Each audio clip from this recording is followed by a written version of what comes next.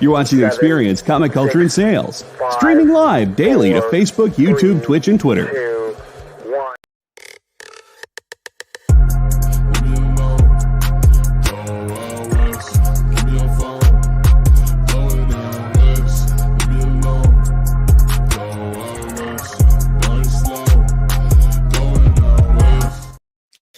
Hey, what is up? Welcome to Best Coast Comics. I'm one of your hosts, Christopher, a.k.a. the Bronze Age Nerd, and Bigby Mcfly, the comic guy, is your other co-host. And together we are the West Coast Comics crew over here, holding it down, streaming for you late at night over here on Bigby's channel, my channel, and over on the EXP. Links are for all those channels in the description. You know what to do. Go subscribe to those channels.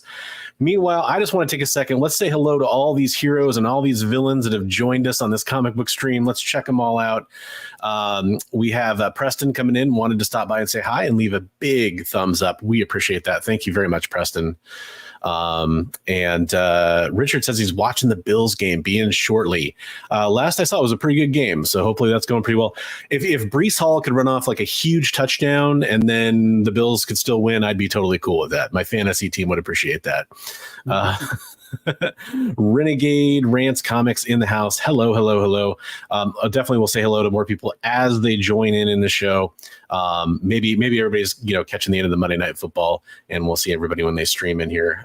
We appreciate y'all being here for sure. So got a cool show tonight. At least the first half of it's gonna be cool. The second half might be kind of dicey as we're talking to some weird YouTube guy. But the first half should be pretty fun. We're talking about some comic book news. As always, what we're doing. As always, what we're going to be doing is we're going to be talking about Heroes for Heroes first. Hey, Son of Crom is in the house. This is his Monday Night Football. That is awesome. So, folks, a lot of cool stuff happened for Heroes over the last week. Unfortunately, I don't have a lot to show off, but there's a lot of wheels in motion that have finally, like let's put it this way, there's a lot of items in transit. Yeah. So one thing I'll say, huge shout out to Mike from Lunch Money Comics. I know he got some stuff together and sent it over. Unfortunately, today was a national holiday. It arrived over the weekend at my PO box, and it's being held at the office, so I have to go sign for it to pick it up. So I couldn't get it because today was a national holiday. So I'll have to get that tomorrow. That's one thing I was hoping I could show off is what he sent over. But shout out to Mike from Lunch Money Comics for doing that. I have a package that came in from Mark Lineker, who's an awesome community member. He's usually in bed by now. He's over in New York. But yeah, absolutely awesome package from him with some cool books that we'll show off next week. And you'll be probably seeing him on the Heroes. It's at Heroes for Heroes Comics IG. Go follow that. And then biggest news, Mark Bagley's sketch is in transit, so hopefully that'll be here very soon, and we'll get to check that out. Mark Bagley did an original sketch for us. Got Chris Pacello to commit to doing a piece for us, and so he's going to have that being sent in pretty soon as well. So lots of cool news, lots of cool things coming in. Real fast, I just want to show everybody the Heroes for Heroes update. We haven't had a whole lot of movement on the donation front. I'm about to paste that link in the chat there for you all to go follow. But this is the Heroes for Heroes campaign. We are supporting Mission 22 to help veterans dealing with mental health, dealing with PTSD, their families that need therapy, everything they need to get the help they need to prevent unfortunate circumstances from happening, which it's hard to talk about on YouTube because you'll actually get demonetized, which is really a shame. But let's just say that I would go read up on the Mission 22 site and check out their mission. It's really worth checking out. We are currently at $525, which we've been at for a little while. But I think we're going to make some progress on that as we get going up to November 16th. That's the day of the big final auction with the original art and comics. And then keep an eye on Bigby's channel, my channel, and the at Heroes for Heroes Comics Instagram page for news updates about things that might be happening around that date too, that are kind of like satellite events we've talked about before. We have a couple of those in the planning phase right now. Pretty exciting stuff. Yeah. So Bigby said before we talked about comic book news, he wanted, he got a couple small books or something like that. He wanted to show them off, I think. Yeah, I got a book. Okay. Is this what you're talking about? Yeah, dude, that's all. Let me make you big so people can see that. Oh, there we go. Yeah, this is the one you're talking about, right? That's I mean, that's not the one I'm talking about, but that's a really cool book. Yeah, this is first appearance of Shang-Chi. Yeah. Sure.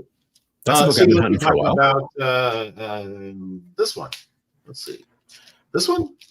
Submariner #1? Oh, no. That's a cool book, but that's not the one I'm talking about. That's a cool book, though. That's a cool book. Was it this one? Golden Age Submariner #23? Ooh.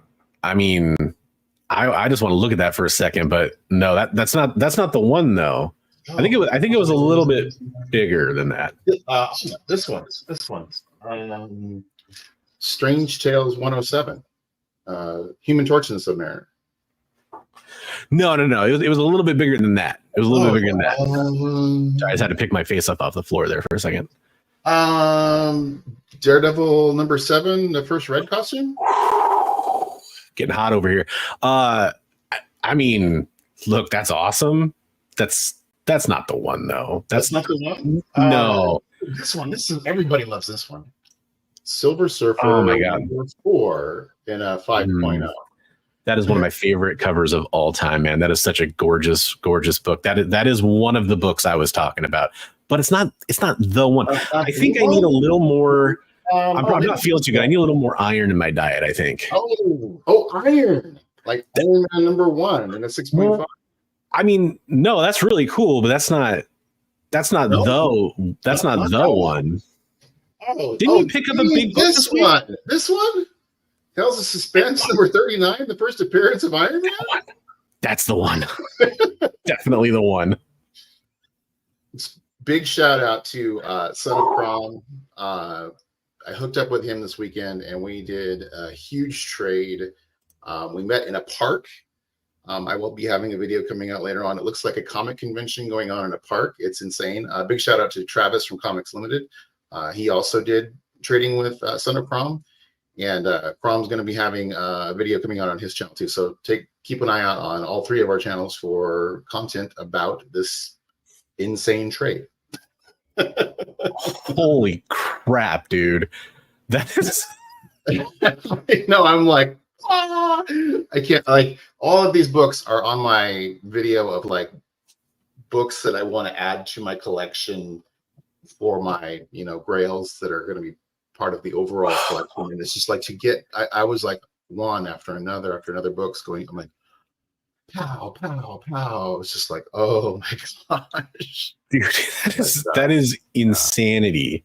You were telling me this about this offline from the show, obviously. And I was just like, what? Like, whoa. What? I mean, like, I went up to talk to somebody about some books this weekend, and you're like, what books? I'm like, this one. You're like, wow. I'm like, and this one. Wow. And this one. You're like, no. I'm like, and this one. That is so cool, dude. I've told you this already, of course, but like, I'm just stoked for you. That is like, it is hard not to feel like vicariously so much joy for another collector who's been hunting like huge books to finally land those books. Like, it is just one of the best feelings because we all know like how good that has to feel. And it's just like what I'll say is Bigby. We did the interview with Bigby last week, which is kind of a little tongue in cheek because obviously Bigby is always here on the show as my co-host, but we wanted to get to know each other a little bit better, let the audience get to know each other a little better since we're streaming on both channels and over on the EXP. So we wanted everybody to know that kind of stuff.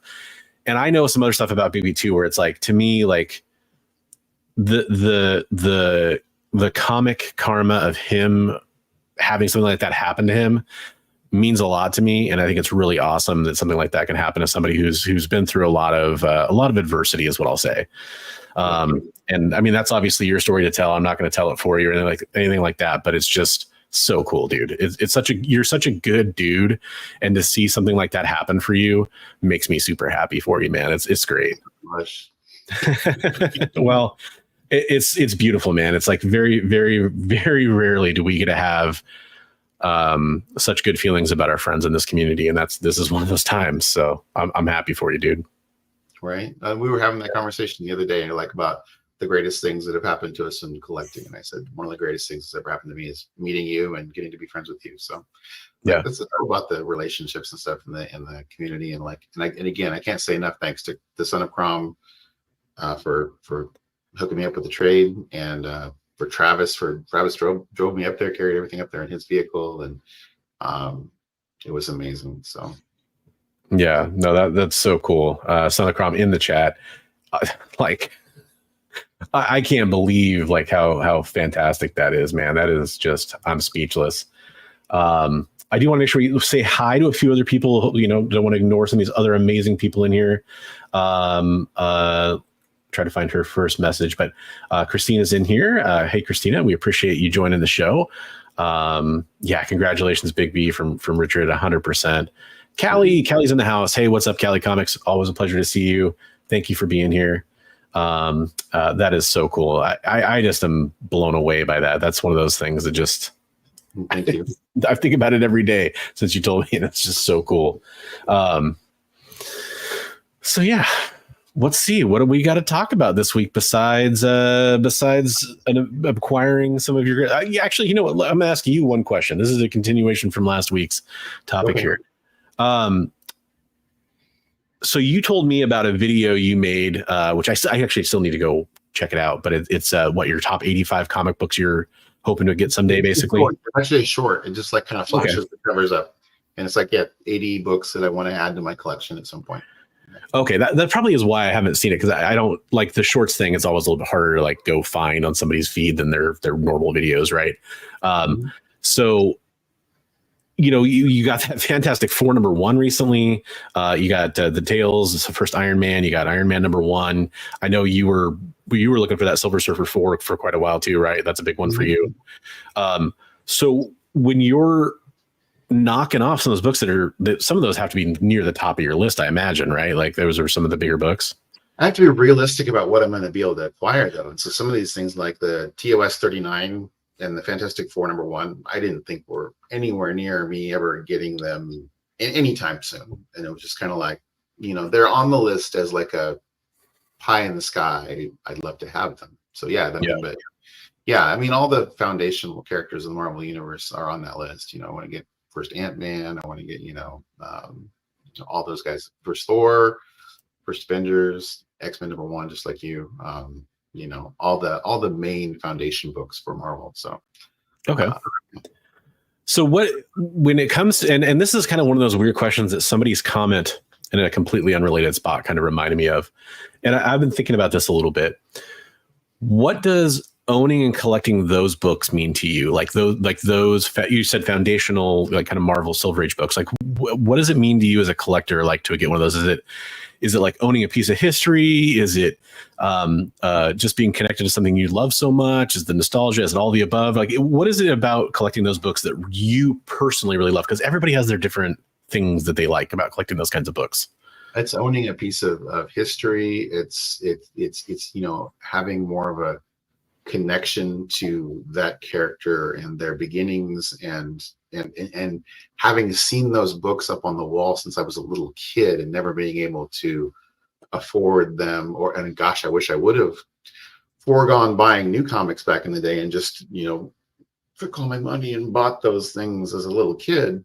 But yeah, it's just having just respect and paying homage to those characters, So yeah, okay.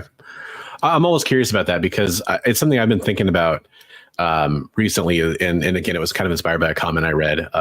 It's that sort of what makes you collect. Why do you actually want some of these big books? And I think for some people, they get caught up on wanting it so much they don't think about why they want it sometimes. And so I'm always curious to kind of hear that when people, especially like after you've already got it, right? Like after you've already got some of those books. I'm just curious about that. So thanks for sharing that. I have a question for you in your interview that I'm going to be asking you, especially about some of that stuff too. But I know some of the connective tissue there about like what makes you tick and why you want certain books. So it's kind of cool. Yeah, it's in obviously a lot of things I asked you, I kind of already knew the answer, but I thought they were fun ways to get kind of people more familiar with you. And you told some great stories during last week's interview, so I appreciate that. Crazy stories, chasing people in the snow. Yeah, 100%. So we talked about amazing pickups and kind of an amazing trade slash. I mean, I almost kind of call it like an AOK too. I mean, I know it was a trade too, but obviously some big books. And then we talked about Heroes for Heroes. Let's talk about some comic book news, everybody. Let's talk about some news that's going on in the comic book sphere. That is super widescreen because I have my. Here, let me see if I can. Nope, still super widescreen. That I have to shout out Richard. Also, he's been picking up books from me to help me fund picking up bigger books. So thank you, Richard. Oh wow, that's cool. Okay, so I've got an ultra wide screen monitor instead of having like two monitors for like editing and stuff. It's not expensive. It's just happens to be wider, just like me. And if I don't resize the windows, they kind of look stretchy and weird. You get that screen so you can see both of us on there. Yeah, exactly. Yeah. So this, I don't want to talk about the details of this too much. We kind of talked about how Joker 2 was a little bit of a, I guess you could call it a bomb at this point. Especially, I saw a funny headline that was Beetlejuice beat out Joker 2 this weekend. So Michael Keaton once again defeated the Joker. I thought that was pretty hilarious. And I'm not trying to like hate on this or be negative in any way. I just thought that was funny. I don't want to talk about this too much because I know I haven't even seen the movie. So I know some people are super worried about spoilers, but I just think this is interesting as a headline alone. And this headline was everywhere. So I don't really. I've seen the movie, obviously, but yeah. Arthur Fleck, who is, if you haven't seen the first one or you don't remember, that is Joaquin Phoenix's character is Arthur Fleck. So Todd Phillips, who's the director of this film as well as the first one, claims that that basically Arthur Fleck was never the real Joker in these movies. And we can kind of surmise some things from that. Again, I'm not going to read from the article because I don't want to spoil anybody for anybody who is wanting to actually see the movie. I just want to talk about this in general because it dominated the headlines on all the comic book news sites and everything for like a day or two.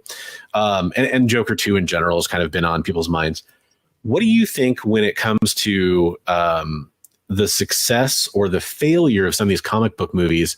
Do you think, is this a bad sign for comic book movies in general? Like, are we kind of entering the spot where comic book movies are kind of on life support in a way, or to a point where it's like we have to be like, studios are going to have to be way more choosy about the movies they make, because we've seen some major flops from TV shows and movies now.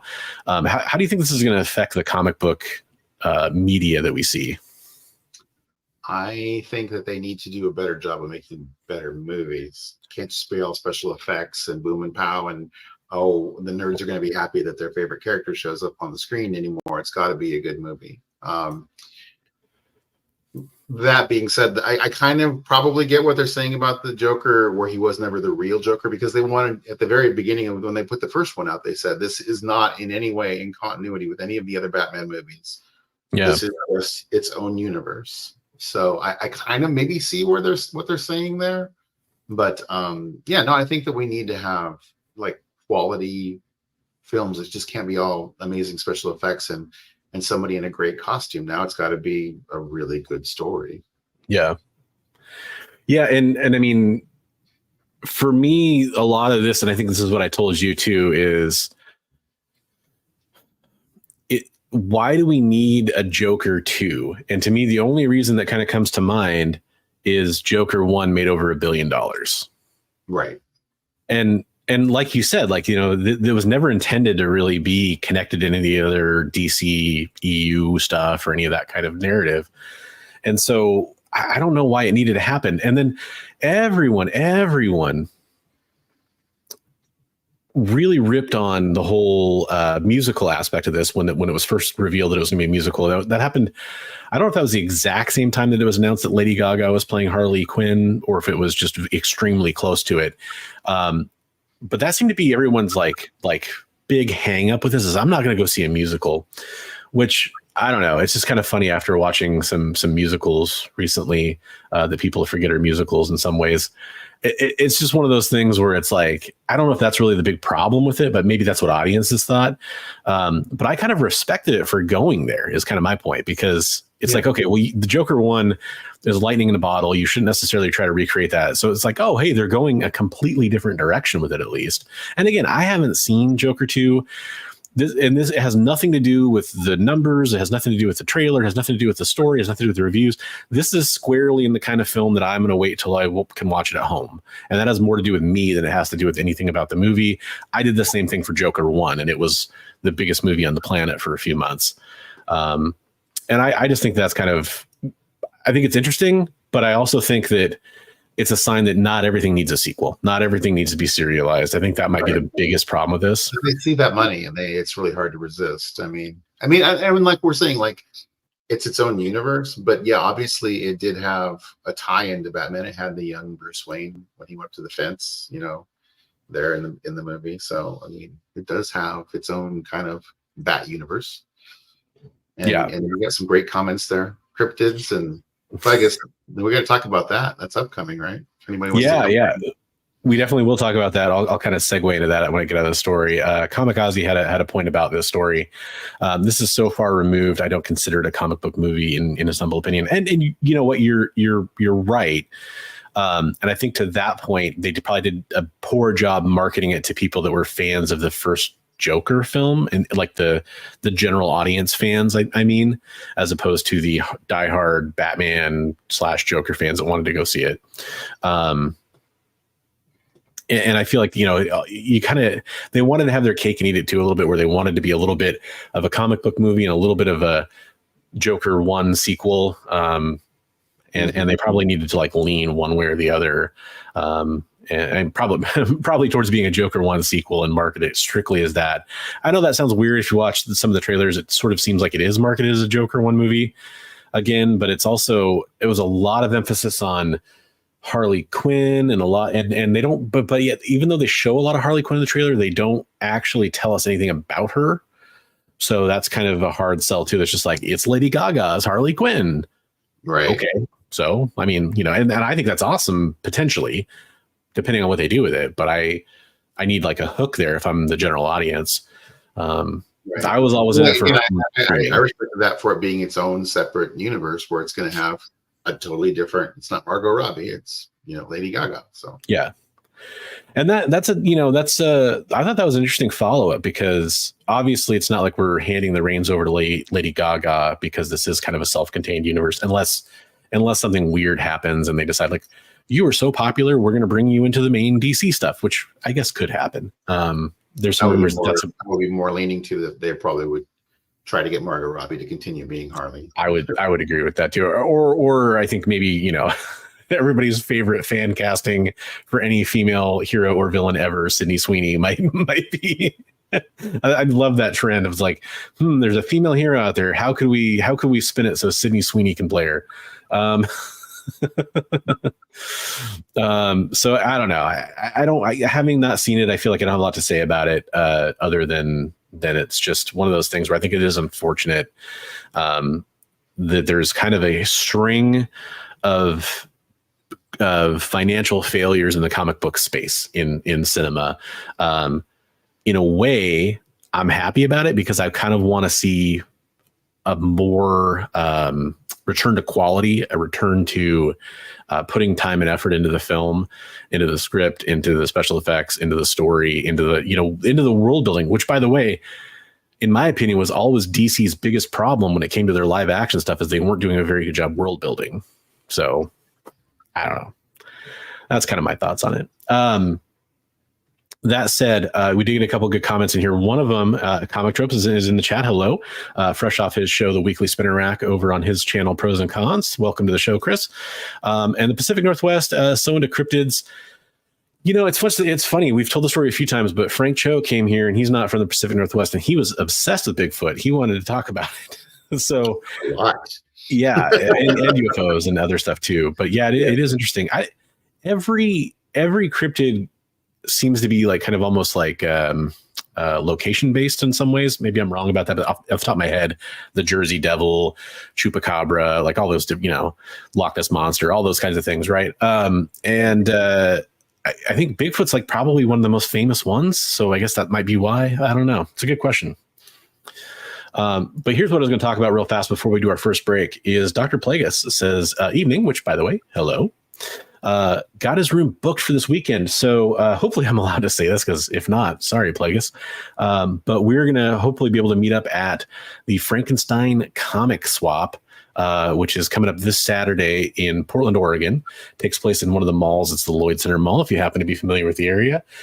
So I think you're going to go too, right, Bigby? I'm planning on it. I'm planning on it. Health willing, I guess is what I'll say, because my wife is currently sick. So if I come down with something, I'll either mask up or won't be able to go, depending on how much that ravages our family. But I'm trying to go because I love that show. The last time I went, I cannot wait to go back. So I'm hoping that's this weekend. I'm hoping to do more digging this time. I get so caught up in interviewing folks and talking to my friends, and I don't do a lot of digging, so I need to do more digging. Yeah, 100%. Speaking of health willing, the last week, so I was trying to prepare to meet up with Son of Prom, and on Thursday my work kept me out super late, so I wasn't able to get my stuff ready. And Friday, I'm like, all right, Friday night, I'm just gonna get it. They kept me out till almost 9 o'clock on Friday night. And I'm just trying, digging like a madman, trying to get everything ready for him. And I think I got done at 1 in the morning and was passing out. And so we did the whole thing. And on Sunday, I died. I was like, I felt like, I felt like I was coming down with something. I think I was just exhausted, but. Yeah, no, 100%. Your work and being kept late is always at the worst times too, it seems like, right? Like it's always like right before a show, right before a con, right before a whatever. A real Bigfoot. I mean, well, first of all, it's right here, just saying. But second of all, no, there actually are some Bigfoot encounter stories that I'm associated with, and it's pretty scary stuff usually. So we do need to take our first commercial break. That's right. The show has commercial breaks. Part of the reason why is because we're streaming over on the EXP network right now, which you can find over on YouTube. Is a great place to find it. The description is the link is in the description below, and they have some wonderful advertising that they would like to show us and talk about some of their programs. So we'll be back in 2 minutes to talk about other comic book news. Live from New York. What? Oh, sorry. Live from Cleveland? It's Friday night? It's Friday Night Live! With Nancy McCann. And Ricky. And sometimes Carlos. And featuring boxes and boxes of rare comics. Unique collectibles. Lots of smiles and conversations with new friends. Friday Night Live with Comics Unlimited. Friday night from 9 to 11 on The Experience. Symphonic verses, Nocturne's romance. A song of romanticized darkness, dreaming death by sleep.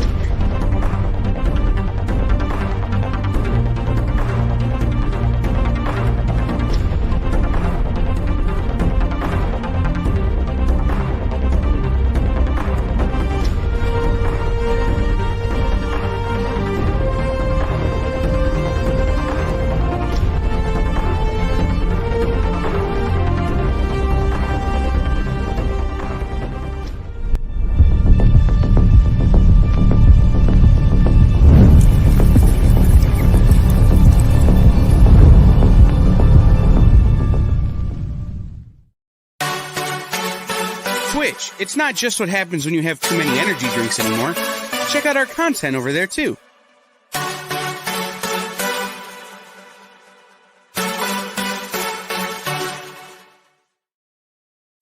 Hey, welcome back. It's Christopher, aka the Bronze Age Nerd, and Baby Mcfly, the comic guy. And we are here discussing all kinds of fun things like the news of the week for comic books. We were just talking about Joker 2. And one of the other kind of movie-related nerd type things that happened this week is we had Henry Cavill cast to play a starring role in Voltron, coming up Amazon's MGM totally messed up saying that project is what I mean to say. It's a live action feature from Voltron. I read this part of the headline and I wanted to call it exclusive, but it's an exclusive article, not an exclusive series. But it is a Netflix or a Amazon show. So Henry Cavill coming to Voltron. I messed that up in the worst way possible, but moving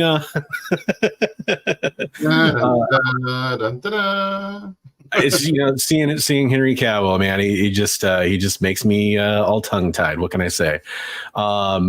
So there's not a whole lot to go off of here because we don't know a lot of the rest of the cast, basically, except for one actor, Daniel Quinn Toey. I'm not familiar with that actor, but that's the other one that's mentioned in the article here. Apparently, they starred in I just was looking at the West End. So yeah.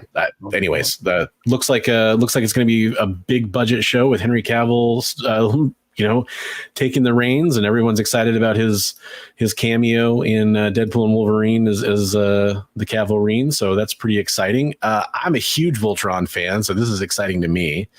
Were you a Voltron guy, Bigby? Oh, they love Voltron. Yeah. Yeah. It was like that came about right after Robotech. It was like started seeing Voltron stuff. It was like, as a kid, I was like, oh, what's this? This is cool. Robot lions. I was one of those kids that had no idea that like any of the backstory of Voltron whatsoever. It was just a cartoon that came on where I was like, that's cool. It's really different. I had no idea that it was like a, dubbed, imported kind of show. And by the way, Secret Galaxy has an amazing retrospective on the history of Voltron. It's a fantastic channel. If you're not subscribed to Secret Galaxy, I highly recommend it. But his Dan Larson's the host, but it's kind of a team of writers and everything too. Go check out their video about it. It's really a fantastic deep dive into the history of how Voltron came to the United States and its different forms and different adaptations that were kind of purchased and brought over here. It's one of those things where it's it almost never happened. So it's really cool. But yeah, I watched a really great documentary on Robotech too. And it's just insane how they mashed up different things that were not really even ever intended to go together. Yeah, there's a couple of things in here, by the way, that I'm gonna kind of star those comments, which means we'll save them for later because they're good questions. Comic Trip said there's a Voltron comic made in Vietnam called Hero Hessman, where Voltron is sentient. Interesting. So does he also still get formed by mini lions, but he's sentient as well, or is he just a sentient mecha type creature like a kaiju? Force in the machine, or is it Ghost in the Machine? Yeah, interesting. The humans as they're inside the lions. Oh, okay. Renegade actually asked, do the people still control the lions? And he said initially, yes, but then it just becomes a hero that protects the world. Interesting. I will say I was kind of skeptical about a Voltron movie in a weird way, and I still kind of am, just because it could be done very wrong. But I will say Legendary Defender, which was, I think, the most recent series, it was a Netflix series, was a fantastic reimagining of Voltron lore, and it had kind of a comedy in the right spots, good action, and kind of a big budget animation project in good spots too. But that's one of those things where it's like you're watching it and it's so good because you think, oh, this is what Voltron was like when I was a kid, and then you go back and watch some original Voltron, you're like, nope. It was nothing like that.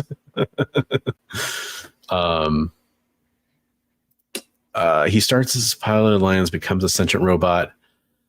Oh, there's no way to see it anymore because Netflix. I wonder if that was a rights issue thing because Amazon owns it now, maybe, or something. Interesting. That's too bad because it was a Netflix original.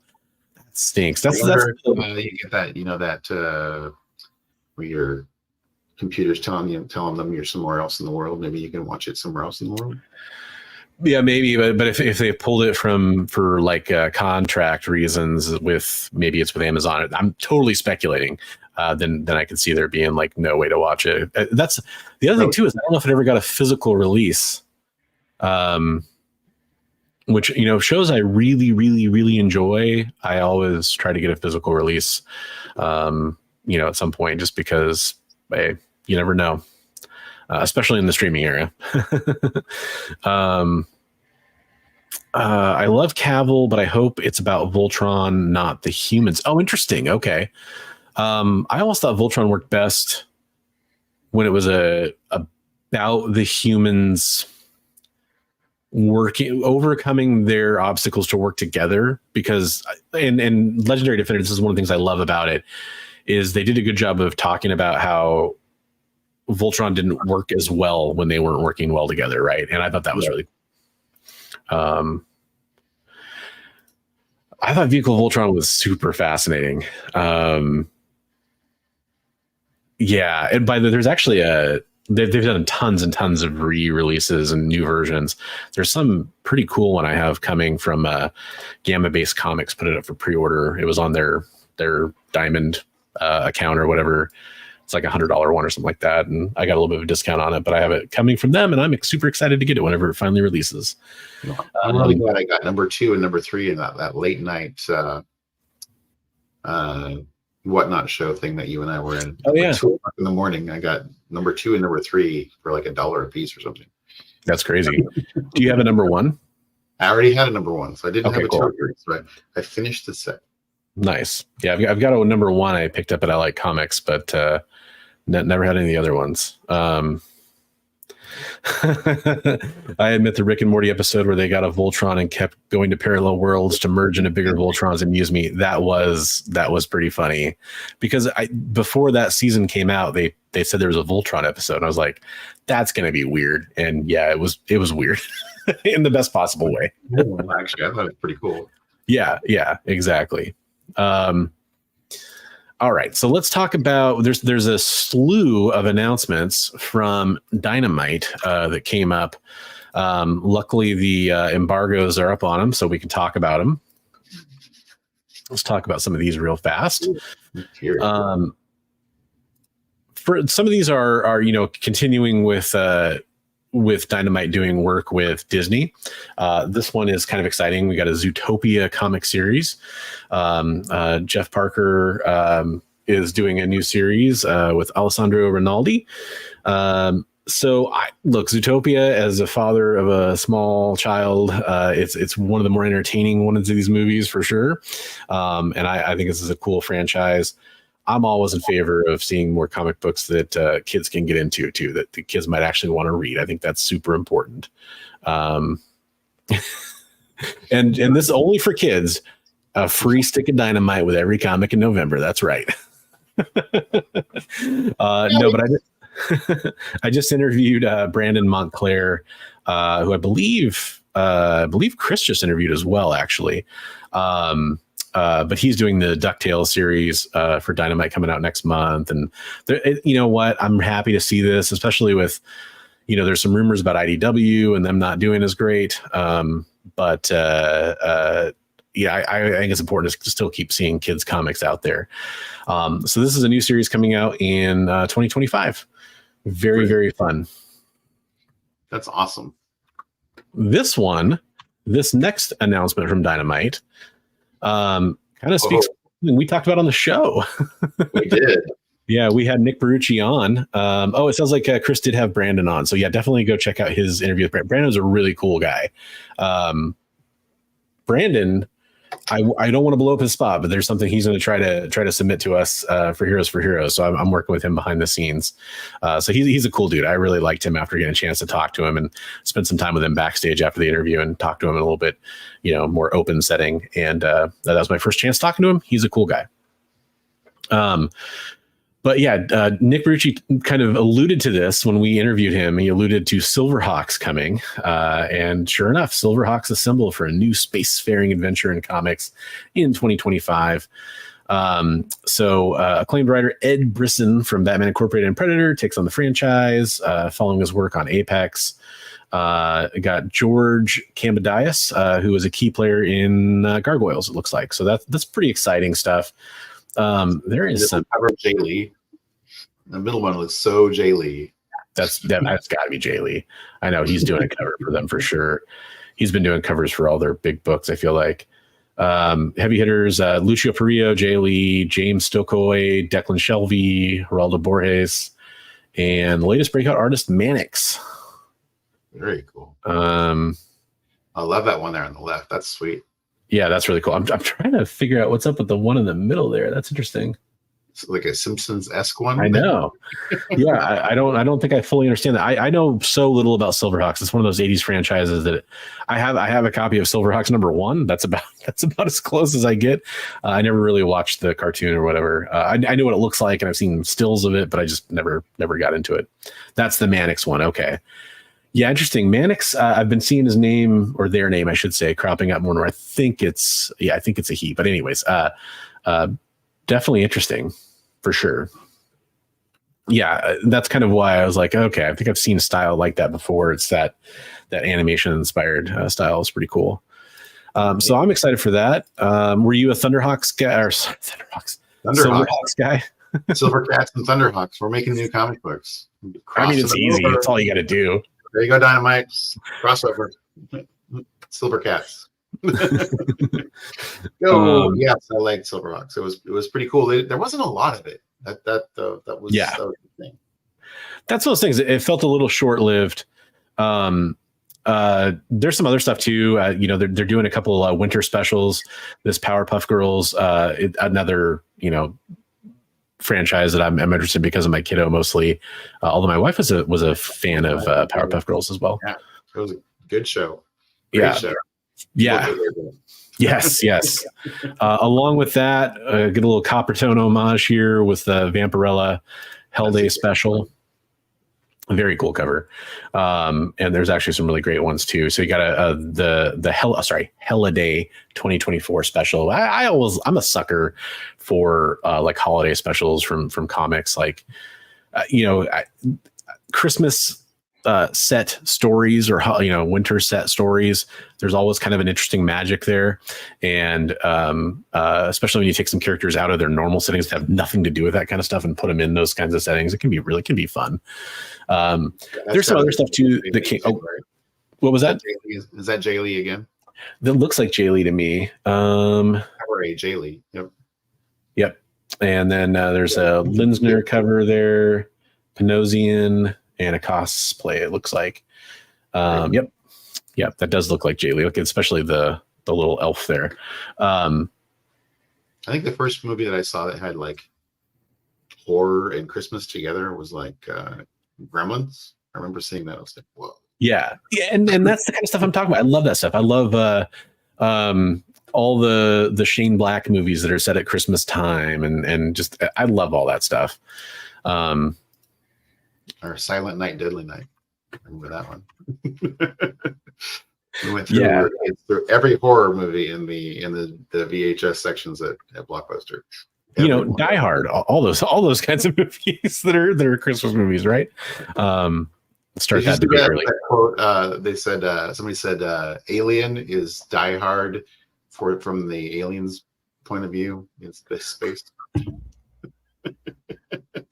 I mean, no, but that's funny. Yeah, just about every Shane Black movie. I think The Predator did not take place at Christmas, if I'm not mistaken. I think it took place during Halloween. Also, probably the worst Shane Black movie, which is too bad because I enjoy most Shane Black things. Well, that's the worst. I mean, Have you seen The Predator? I've seen it, but I'm saying like there are a lot worse movies out there.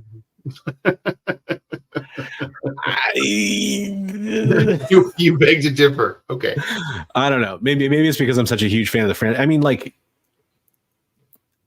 if you went back in time and talked to me before that movie came out, before the trailer came out, even, and you said, "Hey, remember that guy who was awesome in Predator 1 as one of the Predator 1 team members, and went on to have a super successful career making some of your favorite movies like Kiss Kiss Bang Bang? Well, he's going to do a Predator movie." I would have like shot through the ceiling with excitement. It would have been awesome, but man, it was so bad. I think it was just because my expectations were so high. That's the problem. Anyways, Shane Black, neither here nor there. Friend of the channel, Trish Forstner. Absolutely adore Trish, and I've had the pleasure of meeting Tony. He was an awesome dude when I met him. Would love to have them on together at some point to talk about some of their projects. But they are doing, and Trish actually told me about this before it happened, a long time ago. Actually, she was kind of doing some prototyping for some of these plushies. So I'm super excited to see some of the stray dogs coming as plush characters. That is really cool, and I just wanted to kind of share that because it's just fun to me that's going to happen. I know she's super excited about that, and a lot of other people are too. That's cool. So very cool, very cool. Let's see. I think I got time. Toys. Yeah. I got time for like one more story here, probably. Before we get into the interview. Oh, actually, I can do these kind of back to back because these are somewhat related. These have to do with art sales. So the first one, I apologize that this is a little blurry. If I do that, it might be a little bit better. It wasn't the highest resolution image. This was shared to me. I think this is a Heritage. Yeah, it looks like Heritage. Yeah, Heritage. So this is Adam Hughes art for Vampirella #1. Speaking of Vampirella, we just talked about her. Including the buyer's premium, sold for $125,000 the other day. For the cover art. That's cool. That's just cool. I mean, I'm a big Adam Hughes fan. I've always been a fan of his. Sorry, Chris's questions. I'm starting a few of these because we'll get to them. But they're just cracking me up, man. I love that he kind of comes on here and he does this amazing show on Mondays. He comes over here and chills, and I really appreciate that. I think that's awesome. But then he also asks like some really cool questions, and I also really appreciate that. But that does segue right into me talking about this story, which is the Absolute Batman #1 cover, which, Absolute Batman #1 is a huge success right now. Big book, selling out at the distributor level, selling out at comic book stores. The A cover art sold for $70,000, which is pretty impressive. Pretty impressive for a brand new piece of artwork. I will say this is Nick Dragata's art.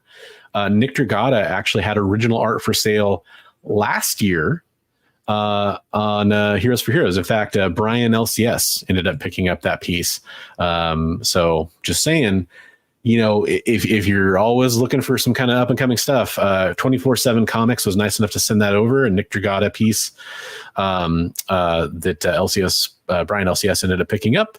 And now, the Absolute Batman #1, Nick Dragata art selling for $70K. That's pretty awesome. That is pretty cool. Yeah. By the way, have you had a chance to? You don't read a lot of new releases these days, but have you read Absolute Batman by chance? Believe it or not, I have a copy. I just got it on Saturday. Travis was kind enough to give me a copy. So nice. What'd you think? I haven't got a chance to read it. You haven't read it, but you do have a copy. Okay, I get it. I haven't got a chance to read it. Okay. I won't spoil it for you, but it's a pretty fun read. I think it's going to have some legs on it. It's certainly going to have some Bat logo on it. Yeah. Yeah. Yep. I agree, Richard. It's an ugly Bat logo, but at least if you read the comic book, it does have, and this was out before the comic even came out. I don't know if everybody knows, it does have a purpose at least. So there is that. But yeah, it is fun, man. I really want to find my meme I made now. Yeah, your meme was great. I'm gonna try to pull it up. It might take me a second here, but I wanna pull it up just because I'm shameless when it comes to the memery. So rarely do I get a chance to talk about it. So logo, kind of the same theme behind why the Punisher wears a big white target on the front of him. That's where everybody aims for, the big white target. You would think. And I mean, there's probably some of that, but no, there's actually, I don't want to spoil it, but there actually is even more to it than that. Okay. Here we go. Found it. The anticipation's killing everyone I know. It was good. And got to share the new screen. I wish there was a more elegant way to do this. Sorry, everybody. Yeah.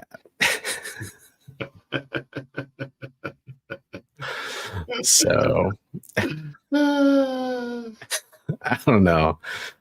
I took more time on this than I care to admit. You know, I mean, I'm not going to take hours on it, but I took like 10 minutes making it, which is probably a lot to do for a meme, but so I'm just proud of it. It's good. It was very nice. Very nice. I tried to at Scott Snyder hoping he'd see it, but I don't think he did, unfortunately. But it got some pretty good traction. So there you go. There you go. Thank you. Shameless memery. So we're going to take our second ad break, and then when we come back, we're going to do our main feature here. I think I burned through all the fun stories from this week that I had queued to talk about. Actually, what we will do is we're going to come back and we're going to tackle a couple of these hard-hitting questions from that Chris over there at Comic Tropes, and then we'll jump into the interview.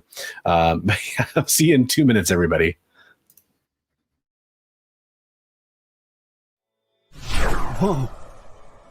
Whoa. Did you miss it? Yeah, they can go by pretty fast. Let's slow down the footage. Welcome. It's time to skim some comics. Miles Morales Spider-Man, I will just tell you that Miles is very important in his role as a vampire. So. It's fine. If you like Hercules, read it. If you don't like it, don't worry about it. It's fine. The art is still stunning. There's a panel, little spoiler, there's a panel in this where Chitauri first hits Lion-O, and he is the best "did she really just hit me" face I've ever seen put in a comic book. Wow, live reviews of new comic books so you can be ready for New Comic Book Day. What is this? Oh, I see. It's Minute to Skim It. Part of the experience.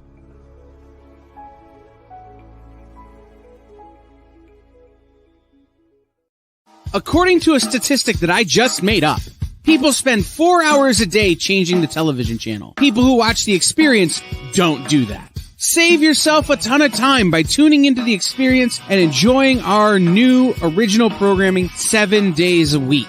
And then tell your friends. Think about the money they could save on batteries in the remote alone just by tuning into The Experience. Find out more by scanning the QR code below.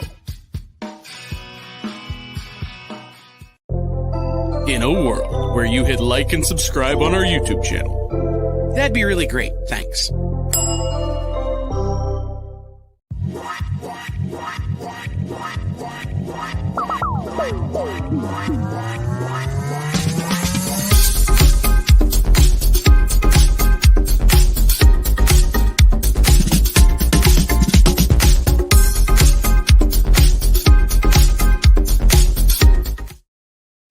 Hello. Welcome back to the show. I am Bronze Age Nerd, aka Christopher. I'll do it differently this time. And I am joined by Bigby Mcfly, the comic guy. Or is it Bigfoot 1 and Bigfoot 2? I don't know. You decide. 1 and 2. There we go. I did want to tackle I did not love the Riddler saying absolutely 4 times. It was only funny 3 times. I did. By the way, I just want to say hi because I did not highlight Eddie Von B. Thank you very much. I know you're still waiting for that Voltron and Battle of the Planets crossover. I hope you get your wish someday. Yes, there is a reason for the ugly logo. I don't want to spoil it for Bigby. Hopefully, he's going to go read it tonight after the show. This is a great question from Comic Tropes. And I know we're going to do the interview with me here, but this is a good one for both of us, I think. Do either of you have a dream interview you'd want to have on your channel? I've got a couple answers for that. I'm trying to think if there's just like one perfect one. Do you have an answer for that, Bigby? I don't know. Like, they what's the phrase they say, never meet your heroes. It's like, I think like it might ruin things for me, but I'd love to talk to John Byrne and Chris Claremont one-on-one. Yeah. And that's my main answer. Chris Claremont, I want to get in a fight with him about Cyclops, which is a very weird thing to say and kind of not be kidding really, but like also not like, I don't want to be aggressive about it. I just want to like argue with him about Cyclops. I also have a lot of legit questions I'd love to ask him. I actually think it is a legit question, but a lot of other questions. Larry Hama was on that list. I don't know if he's actually, I mean, I would absolutely love to. I just don't know if he's my dream anymore after getting a chance to talk to him a little bit and kind of seeing how he reacts to questions.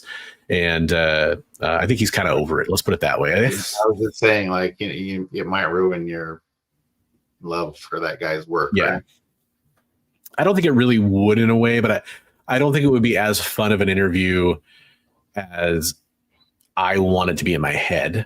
I'll put it that way. But he's still on the list. And then Jim Lee would be up there for an artist. Todd McFarlane would be up there for an artist. They've done a lot of interviews. I do think talking to Jim Shooter in a fuller length setting would be. I was just gonna say Jim Shooter was awesome. Yeah. For me, the answer is probably. I love your answer of Claremont and Byrne like together. That would be amazing. I don't think that would happen, but that would be amazing. Let's get Claremont, Byrne, and Shooter together.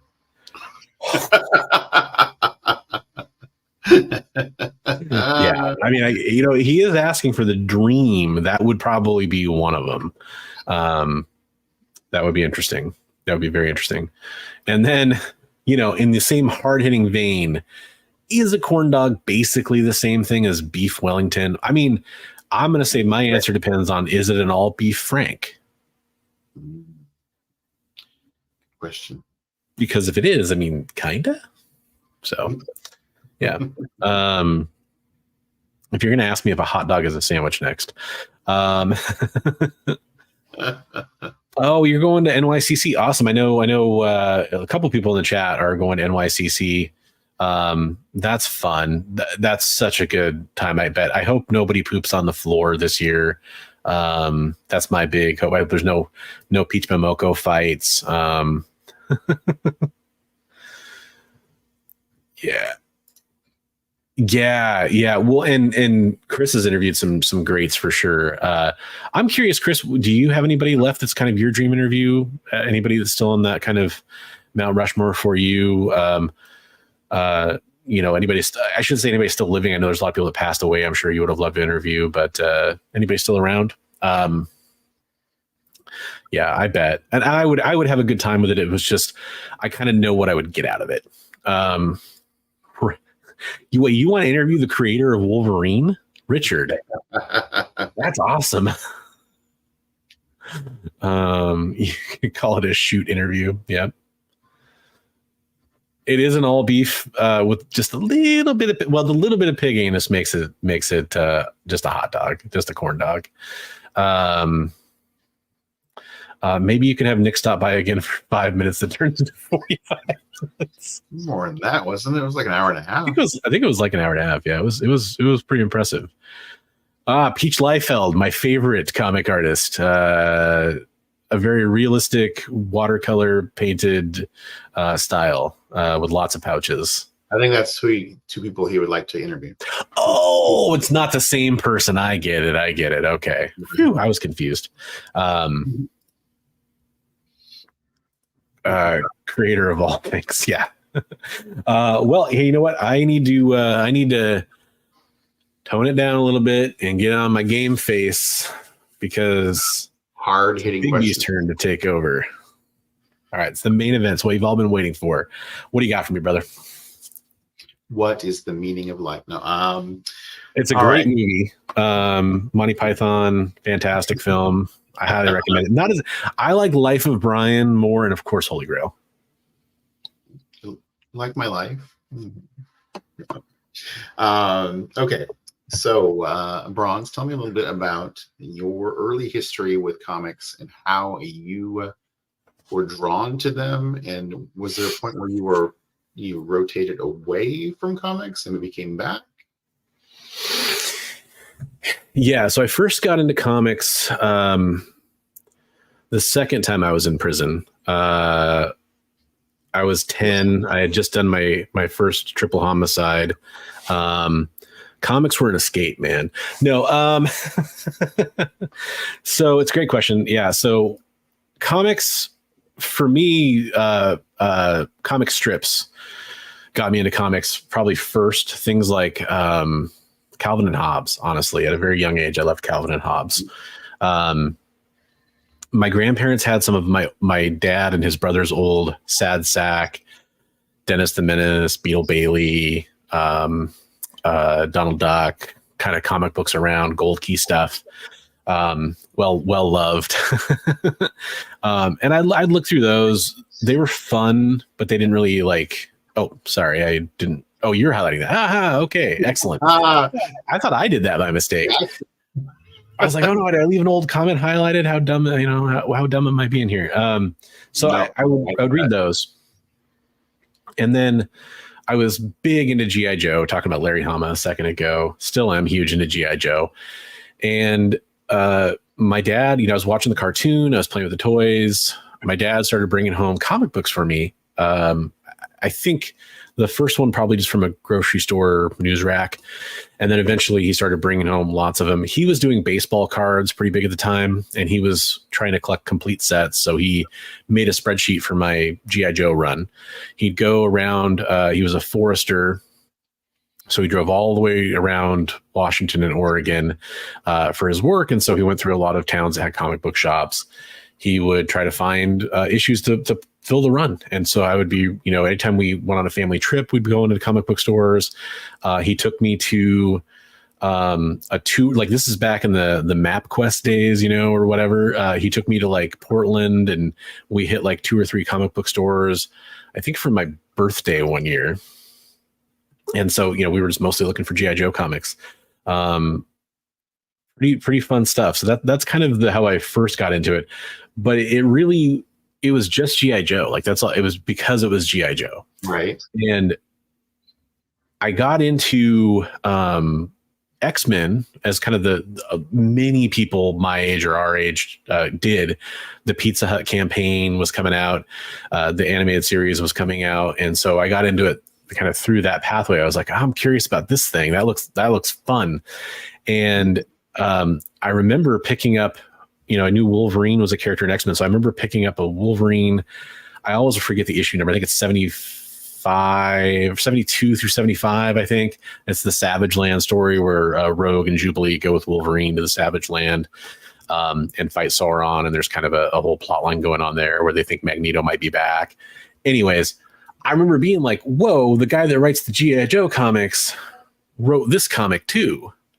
That's crazy. And so I got into that pretty heavily. And then I started buying Uncanny X-Men comics when the cartoon finally came out at comic shops. It's the first time I went to a comic book store, and I bought like Uncanny X-Men 280 and any other issues I could find from Uncanny X-Men after that. Starting with X-Men 1 and going through all those. And it was kind of just off to the races from there. And I remember like moving out of my parents' house and having like 14 long boxes I had to take with me. I was just super into comics and schlepping those around forever. And yeah, that's kind of how I got it. Did I get all your question there, or just kind of how I got into comic books? Or was there a point where you like rotated away and then came back? Or yeah. A couple different points. So one of them is, I started focusing on my career. So I started out, I was going into college and eventually dropped out of college because I wanted, for a couple different reasons. I dropped out of college mostly because I was being promoted at the job I was at. So I worked for Regal Cinemas, and I was being promoted from floor staff to being like an usher and all that kind of stuff. When I worked there in high school, pretty much right after high school, I was being promoted to manager. And not only was I being promoted to manager, I was kind of being fast tracked in the management program, even beyond that.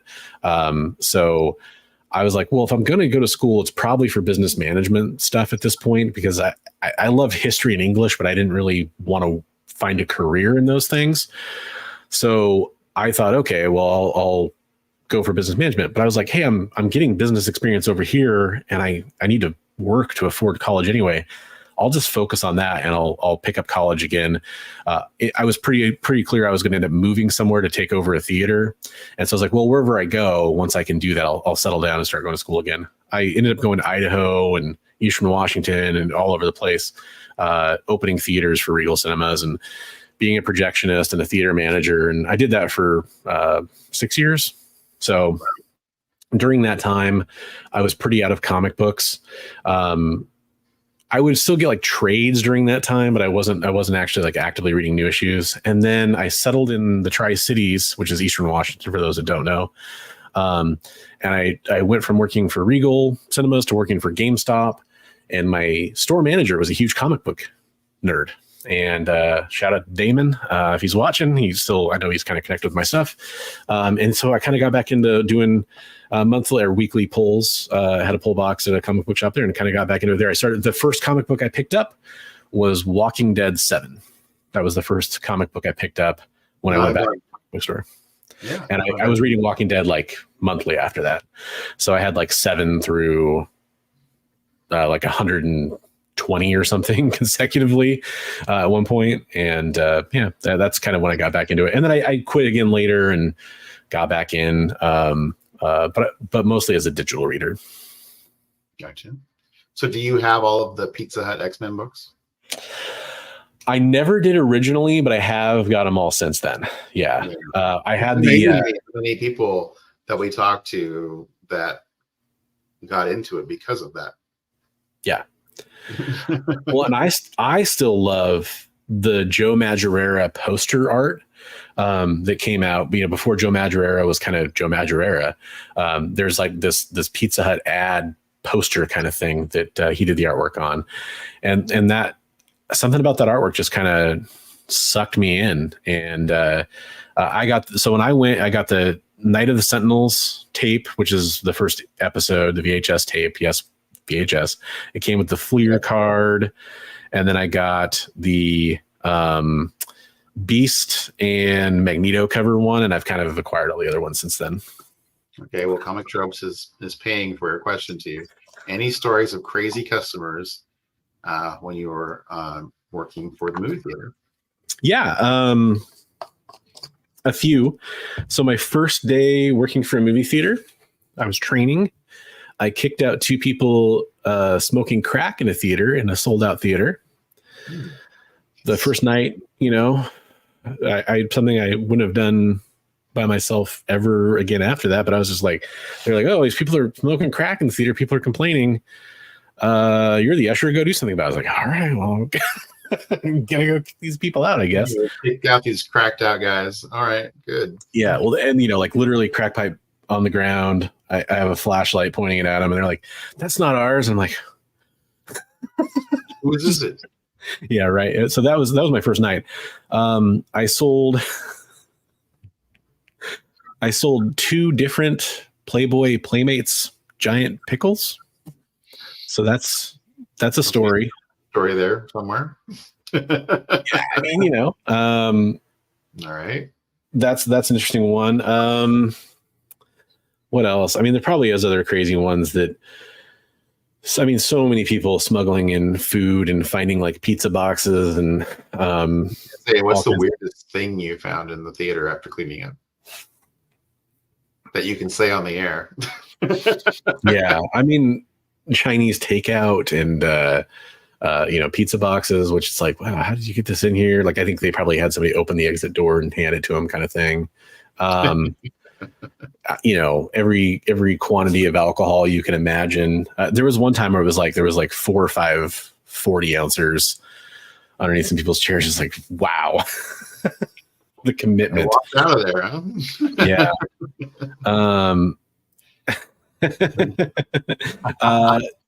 Yeah, there's definitely some interesting stories. I'd have to think about it for a little bit longer, but and then working for GameStop, there was the kid who came in. He was underage and all, rated M games. You couldn't sell them to people under 17. There's a game called Just Cause, and it's actually a series of games called Just Cause. Uh-huh. He would come in and be like, "Do you guys have Just Cause?"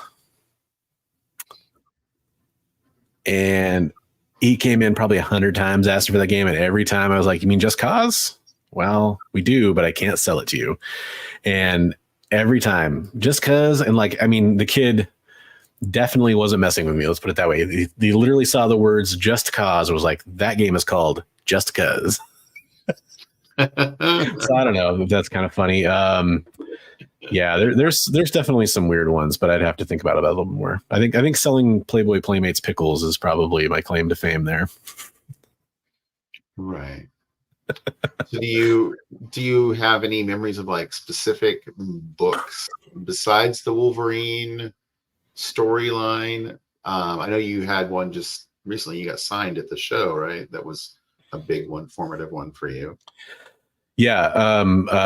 X-Men Unlimited #1 was it still is. It's kind of hard to pinpoint 100% your favorite isolated story, but as a one-shot standalone story, I absolutely love everything about X-Men Unlimited #1, top to bottom. It's a story about Cyclops, Storm, and Professor Xavier.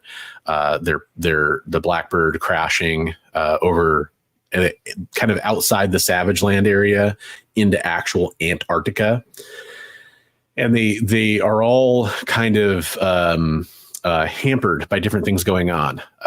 So Professor Xavier's hover chair gets destroyed. Cyclops's visor gets torn away in the crash, and Aurora is trapped in some rubble. And there's also some EM interference going on, which turns out to be part of the story. So she can't really use her powers in the typical way that she normally is able to. So they all have to kind of complement each other's weaknesses and kind of work together to overcome it. It's just a really cool story. I recently went to Rose City Comic Con, and Chris Baccello was the artist on that book. It was his first work for Marvel, at least as far as he can remember. And I got to talk to him about that a little bit, which was really fun. He drew a Cyclops remark on the cover for me, which was really cool, really fun experience. But that's one that stands out. That's like one of those things like Meet Your Heroes, and it went the best way possible right there. Yeah. So we got a question from Richard. Mm-hmm. Is there a comic book that you regret selling? Well, and that's a great question. I will get to that, Richard. But before that, there is actually a couple other answers I do have for that question. So okay. There's other great, superhero or cape books, as I like to call them. There's great stories there that I love. But I actually getting into independent comics is still kind of some of my favorite memories. Like reading Walking Dead 7 and getting that, being like, what is going on with this? And I do not feel ashamed saying this. That was kind of at a time where you couldn't reliably go grab a trade. You couldn't, go honestly digitally find a copy of some of these comic books. So I had to find other ways to read Walking Dead 1 through 6 at that time. But I bought, every issue of the damn thing that I could after that. And I would have happily bought those first 6 issues if I ever found them. But reading Walking Dead was like a lightning bolt moment for me. And then I had no idea. Yeah, that was a big one, just because I've argued with people about this before, because there's some people that kind of hate on Walking Dead, or I think they don't like how popular it got, maybe. But the pacing of Walking Dead I find fascinating. Every arc is almost like a buildup where it's like, oh, hey, we're getting some positive momentum going. So-and-so found some food, and so-and-so set up this thing that's awesome for the perimeter, and we can see the walkers coming, and then all hell breaks loose. And it just kind of like, screw it up this time. Yeah. And it plays on your expectations, like subverting your expectations of like the positive momentum that like, oh, this group's going to finally overcome it, and they finally have these walls, or they finally have the prison, or they finally have whatever. And like, nope. Because it always comes back to that.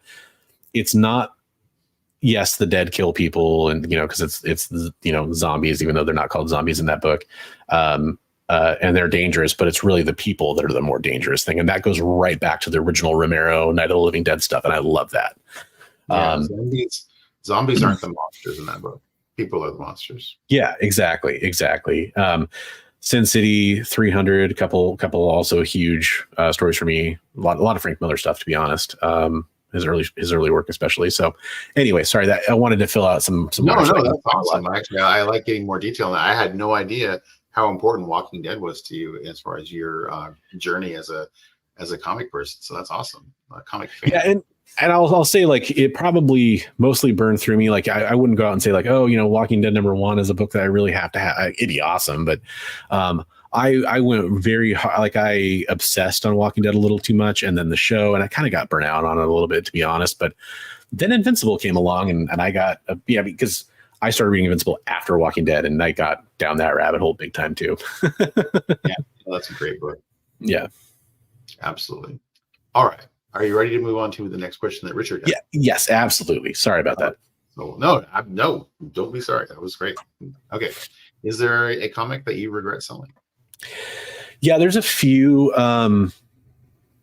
So in 2018, I sold most of my collection, except for a few short boxes. And I regret, this is the cheat answer is that I sold a lot of my original Larry Hama, did most of it, that Wolverine run, volume 2, whatever you want to call it, the ongoing Wolverine series.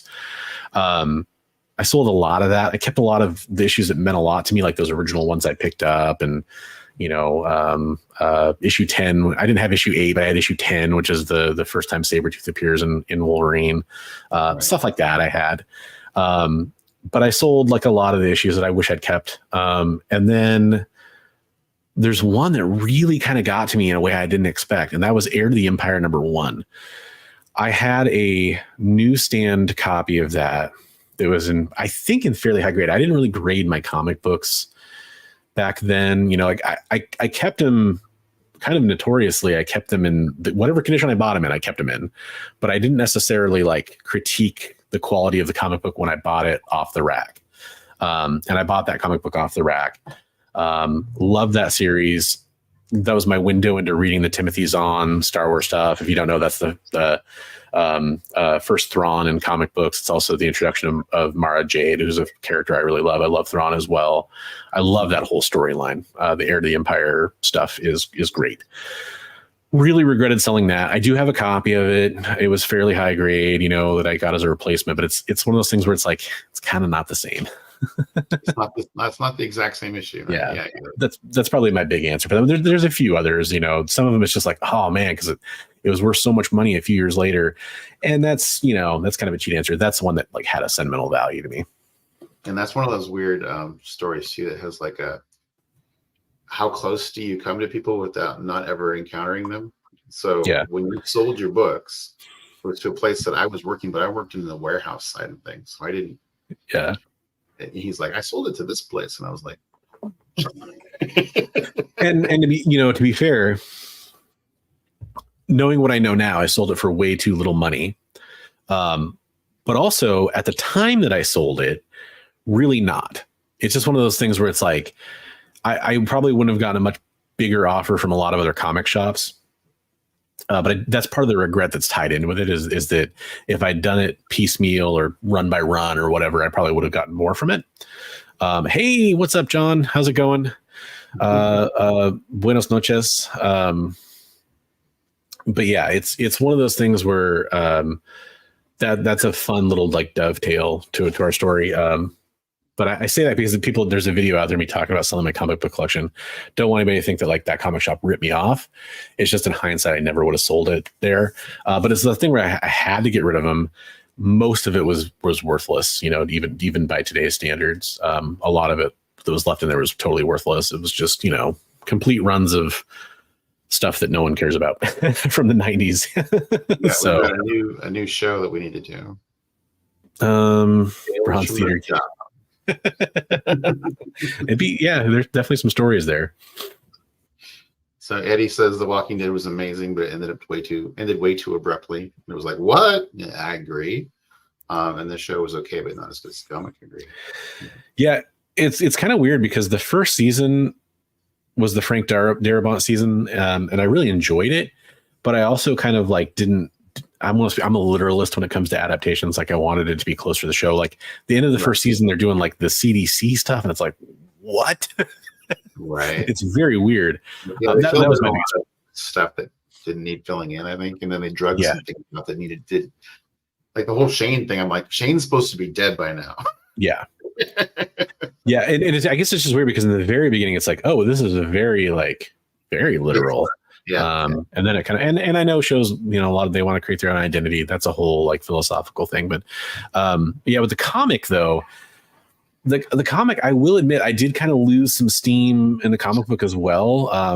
And I think it's just because I read so much of it. And every time what I would do is I would actually collect them, and I was getting them monthly, and I would save them up and like almost binge read them. And I did it because I could that comic book, I could read an issue of that comic book in like 8 minutes, so it was, Yeah. And Chris says in one issue, they actually called them zombies, and Kirkman got mad at him for not catching it. So it's all Chris's fault.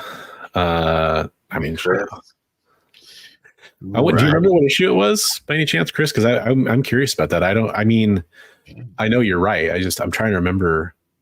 I guess it's one of those things where you hear people say, "Oh, they're not zombies in the comics," so many times that you just like remember it that way, Okay, so I'm going to hit you up with some of the stories or some of the questions you asked me about. I'm going to actually expand on that. So, favorite heroes, favorite characters, favorite villains, and then I'll go beyond that with some other questions. Okay.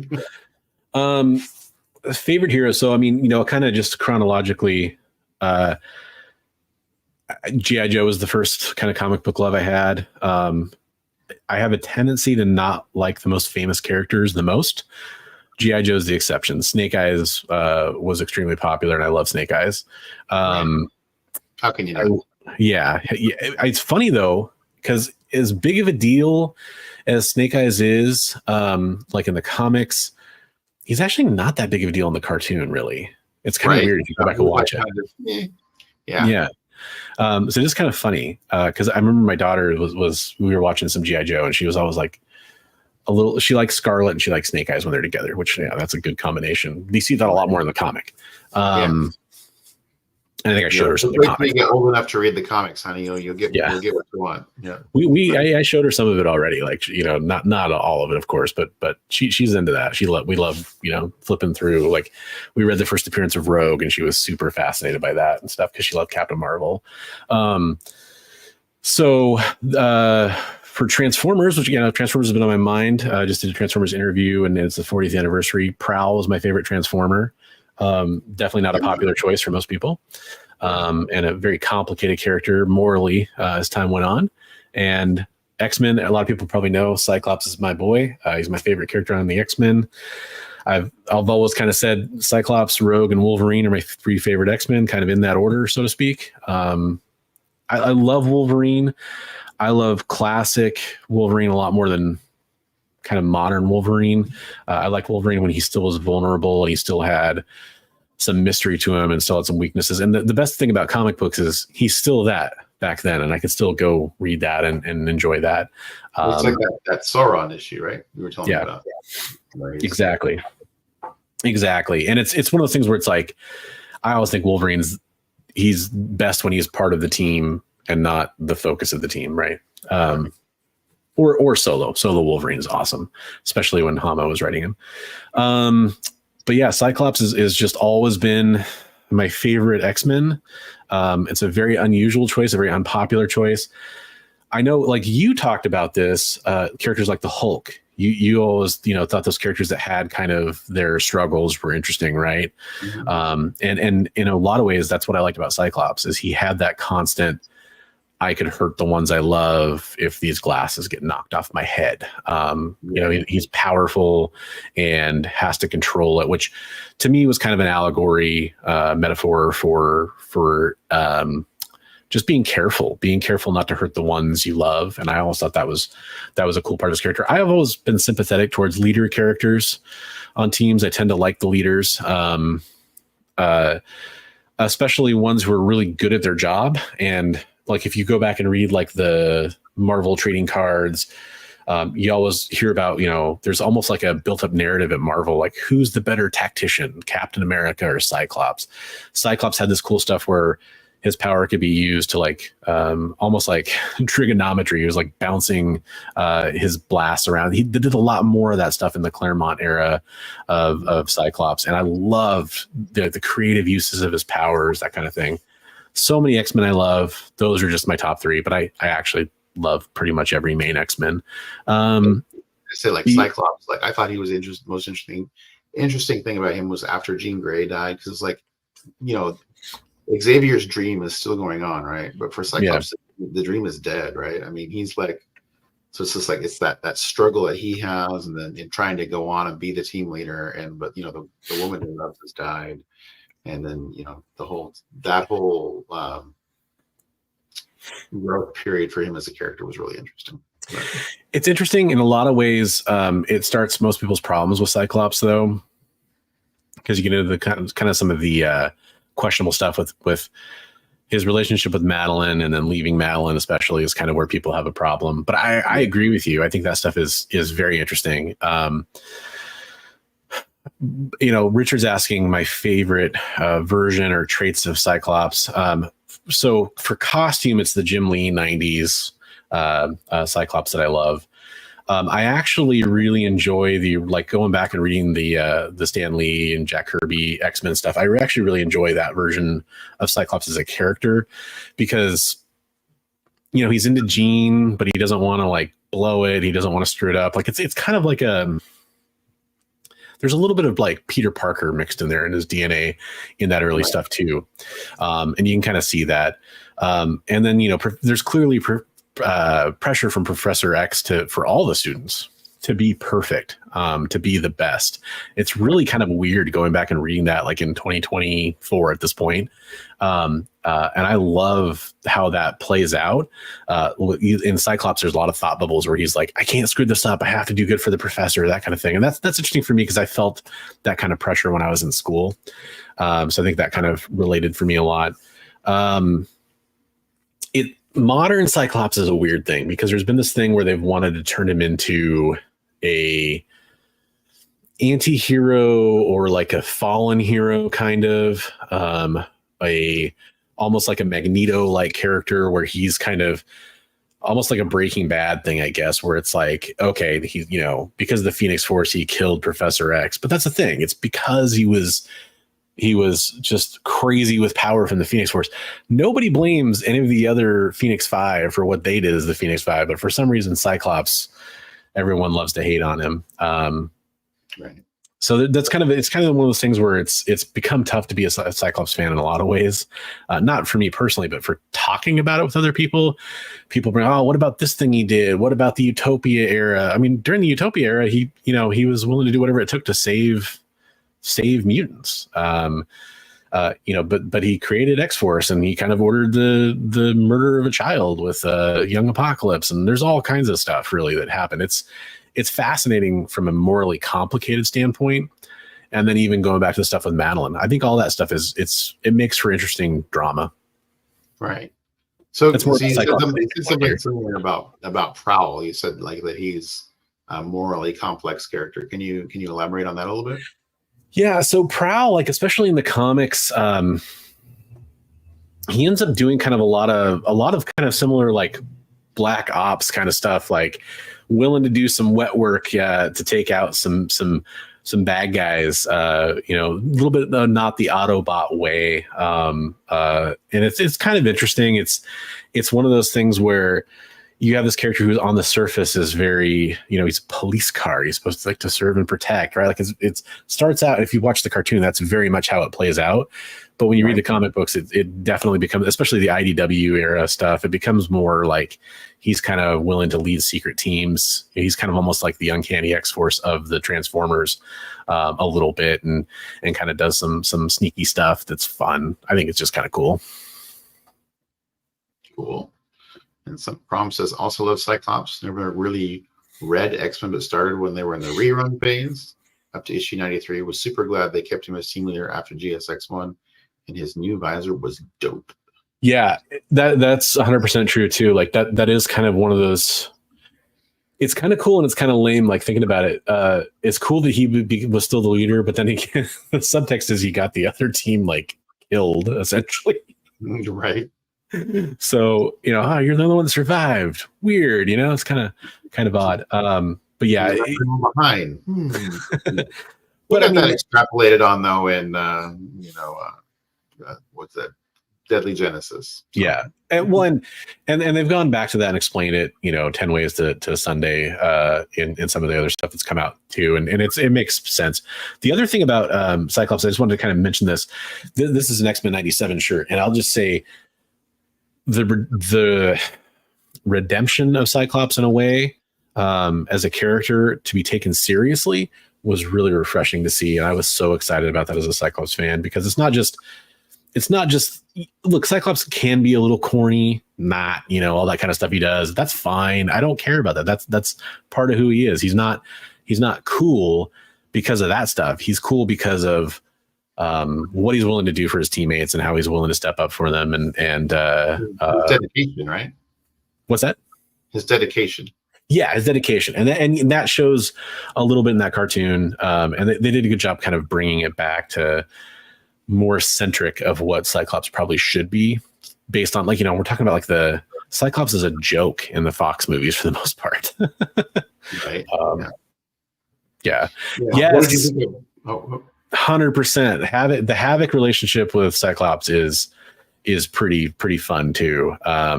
Especially there's an issue of X Factor where they're like fighting and their powers don't hurt each other, and they're like they're falling from a plane, which is very meta because that's how Cyclops and Havoc's origin story starts as kids. They're falling from a plane, like fist fighting. Havoc's kind of a bad guy at that point, kind of mind controlled a little bit, and it's just a cool issue. Basically, it's kind of fun to say. Have no effect on one another, but yeah, they can still blast the crap out of each other and nothing happens. So. Yeah, there's like punching on the way. It's just like yeah, I mean that works, right? Yeah. He's the coolest deadbeat dad. Yeah, well, although he's deadbeat dad, but then again, he went and raised his kid in the future for a while with Jean as that's true. Slim and his son storyline. Yeah. So, but you're not wrong either. Like, there's definitely a lot of that going on for sure. Like, it's a complicated, and that's actually part of what I'd love to talk to Chris Claremont about, because he has this issue with Cyclops and in some of those ways, but it's like he also kind of wrote a lot of that stuff too. So it's kind of like, well, yeah, what are you talking about? Right. You set that up. So, and true, right. I think he was just tired of the original cast and wanted new X-Men. That's the real answer. And that's fine too. Yeah. I think he was kind of like, okay, I've played enough with this toy. Let's let somebody else put him in a different sandbox and play with him and bring in some new pieces to play with. Totally. And it worked. It for sure worked. So, yeah. I mean, I love like where they took Beast and put him in the Avengers. I love Beast in the Avengers. I mean, so. Yeah. Oh, and I love his solo stuff, which is really fun too. Yeah. Okay, so we kind of touched on favorite storylines, but is there any other favorite storylines that you want to highlight? So besides the stuff I already talked about, I'm a big fan of the Alex Ross stuff, like Kingdom Come, Earth X, Universe X. I think that's pretty masterful storytelling. I'm a fan of dumb 90s stuff. That's what I grew up to. So like I unironically love Gen 13. I love Ghost.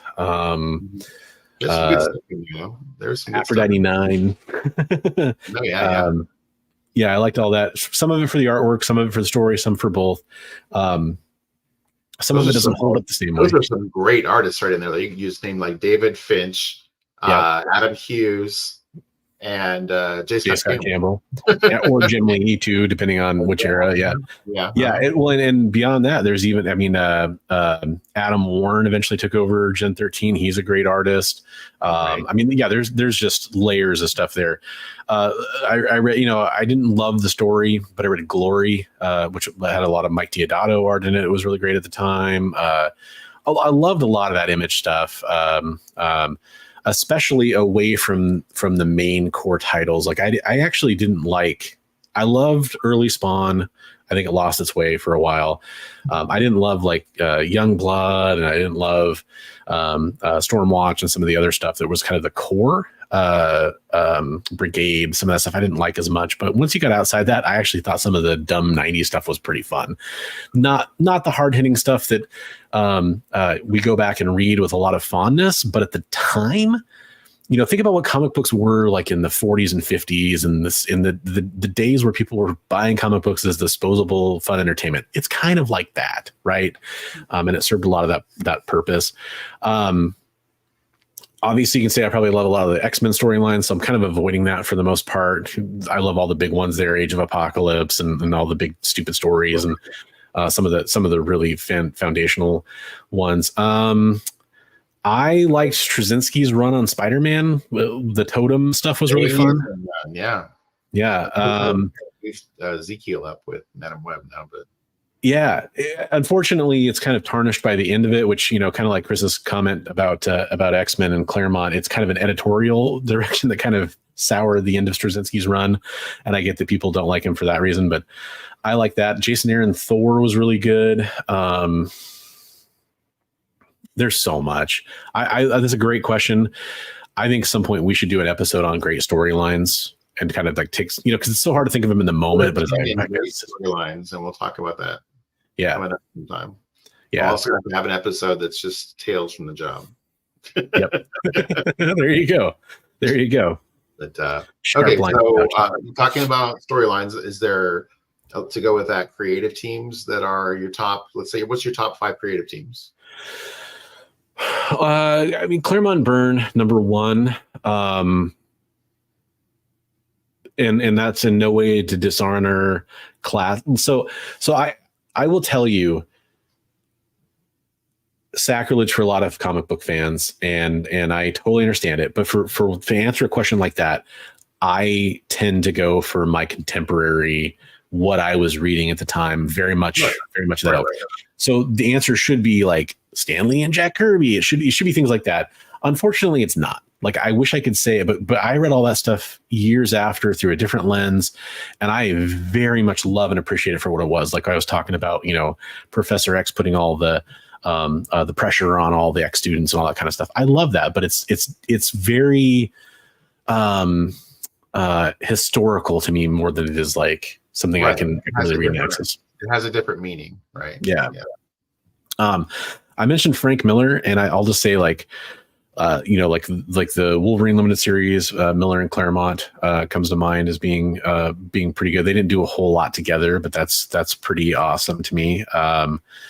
It's a good question. I mean, you don't have to say top 5. You can stick with top 3 or whatever. But I'd say the Michelini, Bagley, and then Larson run on Spider-Man's pretty foundational, pretty good stuff for me. That's a good one. I tend to not really follow creative teams as much as individual creators. I think is probably part of the problem. Like, there are certain artists that I just will pick up anything they draw, and there's certain writers I'll pick up anything they write. They rarely have multiple times where they come back together that I can think of. But I'm sure there's some examples. Yeah, I was just curious. Like, sometimes the stars align and you get this great creative team, and you wish that those guys work together for a longer run. 100%. And I'm the first person to admit that I'm bad at paying attention to who wrote and drew especially a lot of Marvel stuff that I read when I was growing up. There's stuff I go back and I'm like, oh, I can't believe so-and-so worked on that comic book. Because I was just living it. And some people have that kind of catalog memory for that kind of stuff. I have that kind of memory for like characters and events, but not for creators and stuff. I wish I did have more of a mind for that stuff. It's changing as I get older a little bit, as I'm starting to go back and appreciate, like, okay, I really want to read a lot of, this writer, or I want to go back and check out a lot of this artist's artwork. And then I kind of go through like I do this a lot, like Marvel Unlimited. I'll go through all the stuff that they did and kind of like pictures like, oh, I forgot they wrote or drew that or whatever. And I'll go look at that. That's kind of more what I do. Yeah. Okay. Tropes. That's a great question. what's been the most fun convention experience and why? That's a good question. I don't have a deep convention experience background. So from that, I'd have to say, I mean, being asked to do a couple panels this last summer was a highlight for me. The last 3 or 4 conventions I've been to have become much more social experiences for me than they ever were before. Spending time with Bigby, spending time with Chris from Comic Tropes, and a lot of other people as well. This last Rose City was insane. It was like every 5 minutes we were running into people we knew. Maybe as time goes on for me more, as I make more connections, more conventions will just be like that. But that's not how conventions were for me for most of my time going to conventions. It was almost like a solo experience, right? Like it was me going and then interacting with creators or celebrities in some cases or whatever, and vendors and just having that experience. Having that social experience has changed my convention experience completely for the better. So yeah, totally. It's not about like looking for the books or just, you can have a bad show if you don't find things you're looking for or have a good experience with an artist, but having those social experiences and being able to hang out with people that you care about, make it a blast. One of the best conventions I went to was not this last Rose City, but the one before that. I didn't buy any books. I just hung out with you guys and had a great time. Yeah. So well, and I guess I'll throw one other story on there too that is kind of like maybe more traditional. I've talked about this a little bit before, but the like 2 summer cons ago, Larry Hama was there, and Comics with Bueller, Travis. I met up with him there briefly. He's like, "Oh, yeah, I'm getting ready to go over to this panel with Larry Hama and Tim Seeley, and like I'm coming to get them." And I was kind of milling around waiting to go talk to them, and I saw they were going to a panel. And he's like, "Oh, you want to walk with us?" And I was like, "Yeah, sure." So I'm just walking along with Larry Hama and Tim Seeley and Travis and just talking and it's that very true story where it's like none of it was about comic books. I wasn't hearing like tidbits about G.I. Joe on that walk. It was about, things at the con and just like, hearing people that you've read their work for a long time talk about just everyday life stuff. And that was actually more fun than any question about the Joes or whatever that I got to hear answered or got to ask or anything like that. That was just a cool experience too. So, I don't know where we are time-wise. Do we need to take a yeah, break? We should probably take our last one real fast and then come back and finish up probably. So we're going to be back in a couple minutes. Last break. We'll be right back. Some comic live streams seem like they're just throwing everything at the wall. Hey, you want this unknown comic? Yeah, here, how about this boring one? Found this one in a rain gutter. Give me some money for it. I know this looks like a rotting sandwich, but I swear it's a comic. Pay me! But with Comic Collectibles, we know you don't just want comics, you want the right comics. You want rare variant and incentive covers, vintage books in pristine condition at prices you won't find anywhere else, and truly unique hand-drawn cover sketches by some of the most amazing artists in the business. Join Rex and his rotating cast of co-hosts live from Dynamite Entertainment headquarters for a carefully curated roster of comics that you'll only find here at Comic Collectibles. Every Monday at 6 and Wednesday at 7 Eastern Time. Part of the experience. Did you know that Arthur, King of the Britons in Monty Python and the Holy Grail was played by a famous Graham? Check out another famous Graham by following our Instagram.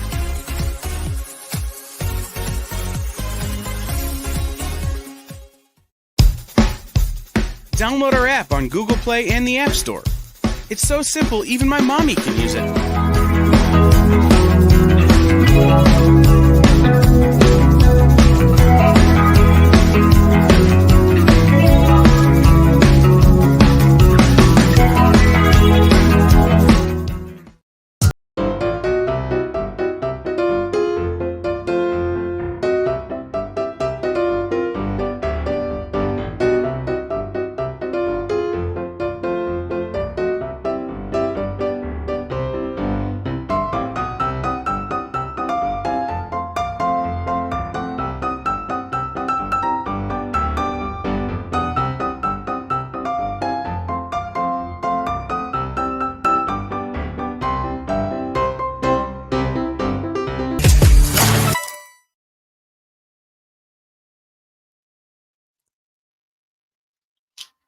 Hey, welcome back.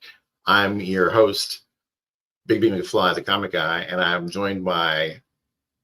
Is it Bigfoot or is it Bronze Age Nerd? Hey, I'm Christopher, aka the Bronze Age Nerd. Welcome back to the show. Sorry, I wanted to make sure Bigby got the chance to lead on that since he's interviewing me. I know I was supposed to, but hey, you know. That was the fun for me, as I didn't tell you that you should. But I did want to say real fast, as we're coming back from that last commercial break, those were some advertisements from our from the EXP, which we're also streaming on the EXP channel over there. Highly recommend going and giving them a subscription with your free YouTube dollars. Go do that because you're going to get some great content in exchange for that. At the same time, I'm interviewing, being interviewed by him, but hey, go check out Bigby the McFly, the comic book guy's channel as well. That link is also in the description. I would really appreciate it. 20 away. There you go. 20 away from 15, right? From 16. 16. Oh, my bad. I short sold you. It's all right. It's all right. Yeah, no, and yeah, definitely subscribe up to the EXP. Yeah, 100%. All right. So we got a few minutes left in the show to talk about this boring guy over here. So, and I don't have any community art, by the way, this week queued up and ready to go.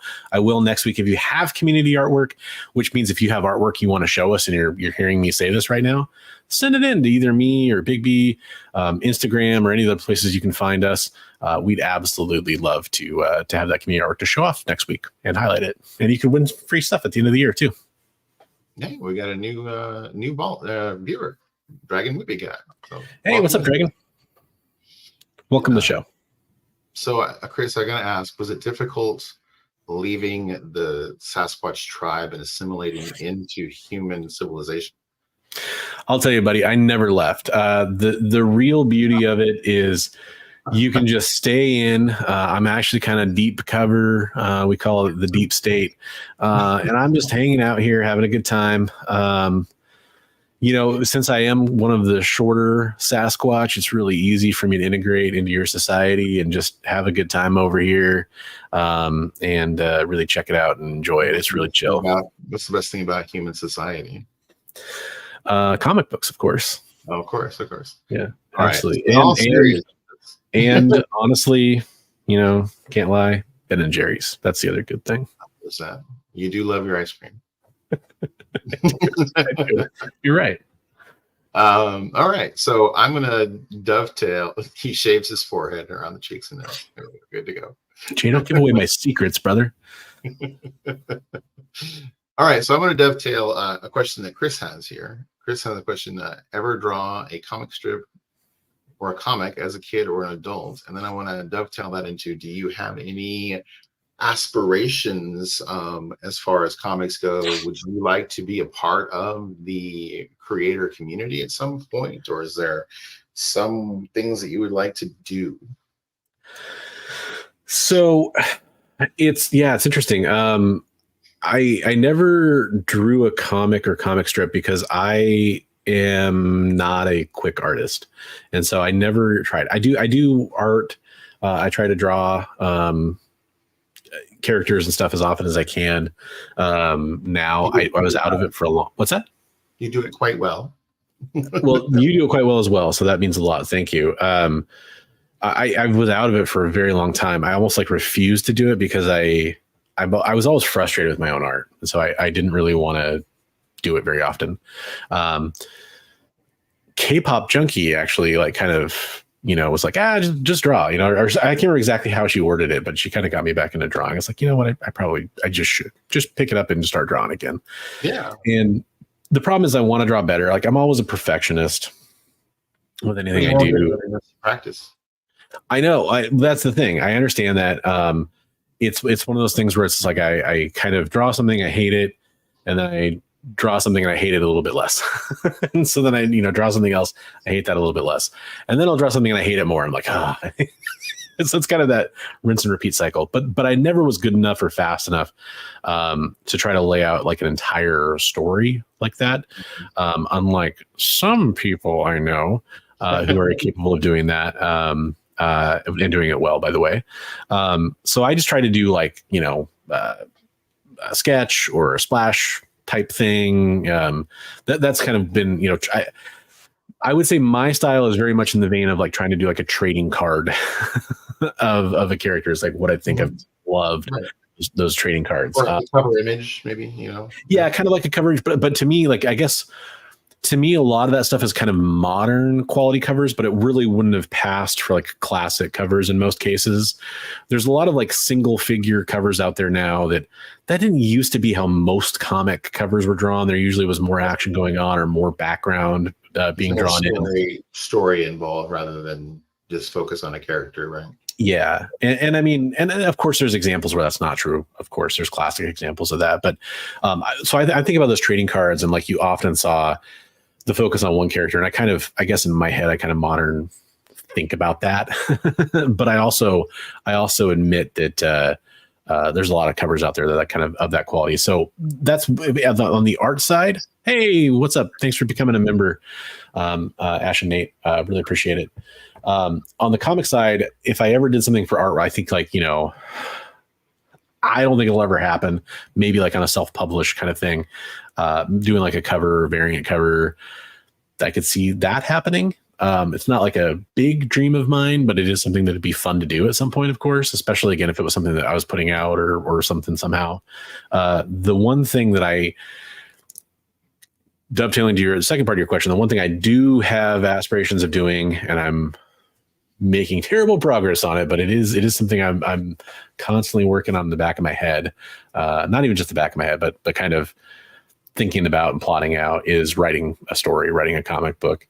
To me, the most fun part of it is in the thinking about it phase right now. Right. And that's actually I'm fine with that for now. I'm kind of waiting for some of the ideas I've been working on and toying around with. I'm waiting for one of them to be gripping enough that I'm like, all right, this is the one that I'm actually going to fully script out. I did a lot of that when I was younger. I haven't gone back to doing that, but it is something I do plan on doing at some point, even if it's just, you know, just for me. That's fine. That's totally fine. But yeah, it'd be really fun to do that. I actually really enjoyed, for those that don't know, Comic Tropes did a panel about working in comic books and not being the artist or the writer. He did it with several other folks that are in the comic book industry in various ways at various levels. And that was an interesting topic to me because it did make me think about maybe some other avenues too that you could get involved in comic books with. Like I always thought like being an editor might be kind of interesting, or some different avenues you could approach it in, for sure. Right. I think it would be cool if you and I did like a convention sketchbook thing or something, you know. Yeah. We've talked about it before. Or maybe, or you could script some things. We could do some like little 3-page pitches or something in that, you know. I do think that'd be interesting. It'd be that's something that, by the way, I think you've done some layouts too that are plot layouts that I think are pretty fun too, that we should probably explore too. So it's not just me, but and your art's awesome. So, and we know some talented folks. So we do. And there we go. The Bigby and Band book. Let's go. Everybody loves banned books. Oh wait, no.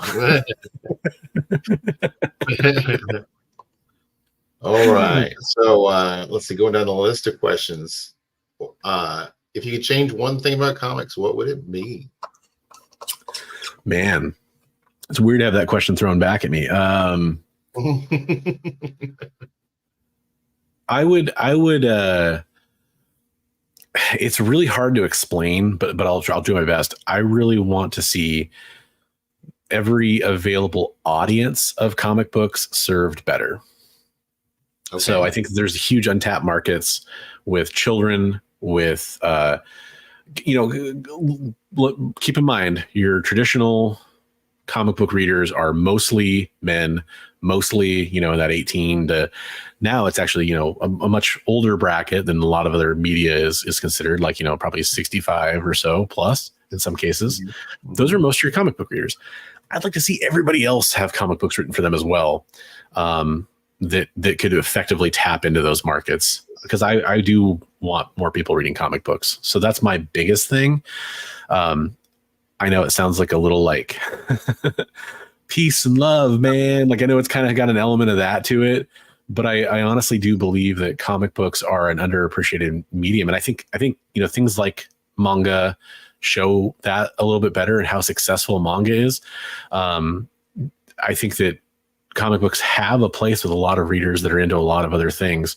And I think that's happened, in a lot of cases where people have gotten into more painted styles of graphic novels have been successful with markets that aren't traditionally into comic books. And I want to see more of that happen. I think that would be one of the best things for comic books.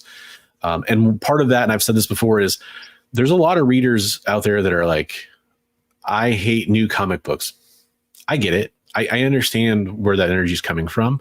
And I've talked about it before, where I think that there's ways to serve those audiences with, pocket universes that are more into their style or what they want. And I think serve those customers as well, because they're your core audience. And tell the new stories you want to tell. There's a place for all of it. I don't think that like at the big two, I don't think it's good for every. I think there's too many X titles. I think there's too many, Spider-Man titles. There's too many things going on with that, where it needs to kind of be simplified and condensed in the core 616 Marvel, in the core, Earth of the DC universe. They've actually kind of been doing a better job of that over there for mostly financial reasons, but I think Marvel needs to follow suit. And then for your other titles, do different versions of Spider-Man, or different universes, or different times in comic books that people want to go back to. Like, it'd be cool if there was Silver Age style Spider-Man comics being put out, or some new Silver Age style hero that's playing around in those universes with those Silver Age characters. I think that'd be fun.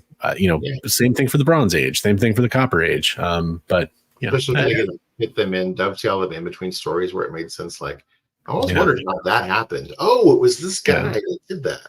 And X-Men Legends was a short-lived kind of experiment that did that for a while, where they kind of told some interstitial stories, kind of some stuff that was kind of before and after key moments that you probably saw in comic books. And you could do that, and you can also just do completely like almost like with Ultimate, like, here's this new universe, but it's very much in the vein of like what that universe was, and you can kind of restart that. I think that's like printing money right there. But not just that. I think it's also a way to introduce new types of comic books that people can enjoy, that were never into comic books in the first place. I had that experience where I got into things because of G.I. Joe, or I got into things because of the X-Men, the animated series.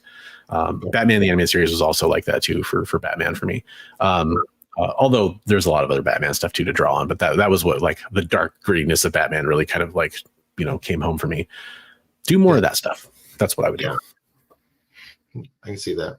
So where do you think, like, so you say manga is a great way of getting the comics experience to people. How do you think that comics could be better skewed into that vein? I think that it's more about how a lot of the arguments you hear from people about, these short volumes that have to happen, where titles need to relaunch. It's just confusing for the marketplace. Whereas you have these mangas that run for, these massive, long, uninterrupted runs, and manga fans are totally able to navigate that just fine. Follow things like that part of the model. A lot of my stuff, I think about Marvel because it's the company that I'm most closely connected with when it comes to non-independent comic books. Right. Even Image, if you want to kind of throw that in there, like, I'm definitely, Marvel is kind of where I land the most, and I love most of those characters. So I often think about things through that lens, and it's like, I don't think we need, volume 19 of Spider-Man. I don't think we need to have that. I think we can kind of simplify the continuity in the world. Pretty much everyone hates like major event crossovers and having to get 70 books to read one event. It's not even necessarily a problem that they have to do that. If those 70 stories were just told, if you want to do Blood Hunt, just pulling one of the more recent major events, just have Blood Hunt issues 1 through whatever, and don't have it cross over and have to, pick up all these different issues and all these different runs that you don't normally collect. Like, it's always been a cheap gimmick to me. I've never liked that. I'd say pretty much get rid of that, streamline that. I'm sorry for the few people out there that do love that stuff, but I think it's completely avoidable, and we can still have great storytelling without the confusion to the marketplace. So are you like saying, like, when they do a new volume, at least like keep the legacy numbering on the issue so you know where it runs? Yeah. That kind of thing. And it's also that's just like one level of it too, because another thing too is I think and this is something that we've gotten caught up in on the history of comic books. We get too caught up on like trying to promote like a landmark issue and make that a huge deal, while at the same time we are doing that kind of 4 to 5 issue trade paperback format.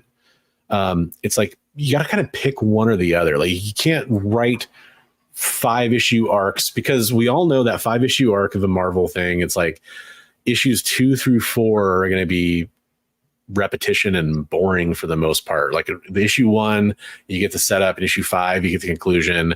One of those issues in the middle might be kind of interesting, right? Like, it's just kind of how it's been going over and over again. And I think you can kind of get rid of some of that type of storytelling and make it so that, yeah, you're breaking it up, and sure, it might be going 4 or 5 issue trades, but it doesn't necessarily mean the story has to have an arc that's exclusive to that 4 or 5 issues. And we don't, that way you can still have your like, oh, this big bad's coming and he's going to be this big new villain, and you can kind of promote it that way. That's fine.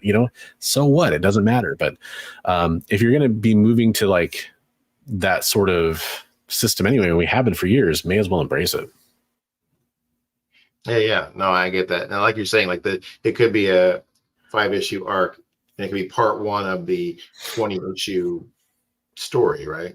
Or whatever. Yeah. So 4 trades that make up the whole story arc or whatever. That could be totally a thing. I get that. And I don't pretend to like sit here and have like the answers all worked out, or this is like the plan that will save comic books or anything like that. I feel like sometimes the comic book industry overthinks it, and the answer is much more simple and just kind of right in front of them. And it's just like, think about when people love Spider-Man the most. Think about when people loved Batman the most. Think about when people loved X-Men the most. It was pretty much when they could follow one title and they could just follow along the story, and the story was great. And we focused on the story. We focused on the characters. We introduced new artists and great. We also gave writers enough time to tell their story, and we didn't have them overstay their welcome in most cases as well. We had maybe stronger editorial control. I feel like it might be kind of part of it. I'm a little disconnected with a lot of the greater Marvel Universe stuff too right now, I'll be honest, because I've just been focusing down on X-Men and the event books as they come up, because I do enjoy reading the events. I just want, like, I'm able to read them on Marvel Unlimited because there's a reading guide. I click on it, I click Blood Hunt, and I'm just reading the next issue, and that's fine. I had to wait 6 months after the books were out to start reading them, but whatever, I'm able to do it. But for people going in and ordering their comic books and on FOC and trying to figure it all out, and all of a sudden 1 month they have $1,000 in comics coming in, it's like, oh my gosh, it's ridiculous. Right. So that's my point, I guess. So what is your favorite thing about comics? Well, I'm going to break this up. I'm going to say, what is your favorite thing about comics in general, comics in the past, and comics currently? So the greatest thing to me about comic books is that it's an ideal form of escape. And I think that's what I'm always somebody who's loved science fiction. I've loved getting lost in another world. It's like my comfort food. And I absolutely enjoy living in imagination land. Comic books are a amazing way to do that, where big budget TV shows weren't possible. You couldn't have all these characters doing all these things, and you could read that in a book, and then books are great, and I love novels, and that's fine, but you couldn't show much of what's going on. So comic books are kind of that perfect compromise between novels and, big budget movies, where you can tell these fun stories, you can get lost in them. There's a lot of science fiction elements, which always appeals to me. And I think that's really what has always made comics great is this ability for us to check out and the stresses and the realities of the world. And a lot of times some of the beauty is getting mirrors of that world right back in there. Like, I'm a big X-Men fan, and diversity in X-Men is, persecution against mutants and all that kind of stuff. That's obvious allegories for so many things that have happened in the real world. Yeah. And that's great because it's like a lot of great science fiction in that way, because it does have this moral that's very contemporary and very something that we can kind of understand, but we can approach it from a much more imagination filled, wonderful landscape. So it doesn't have to, it's not like watching the news.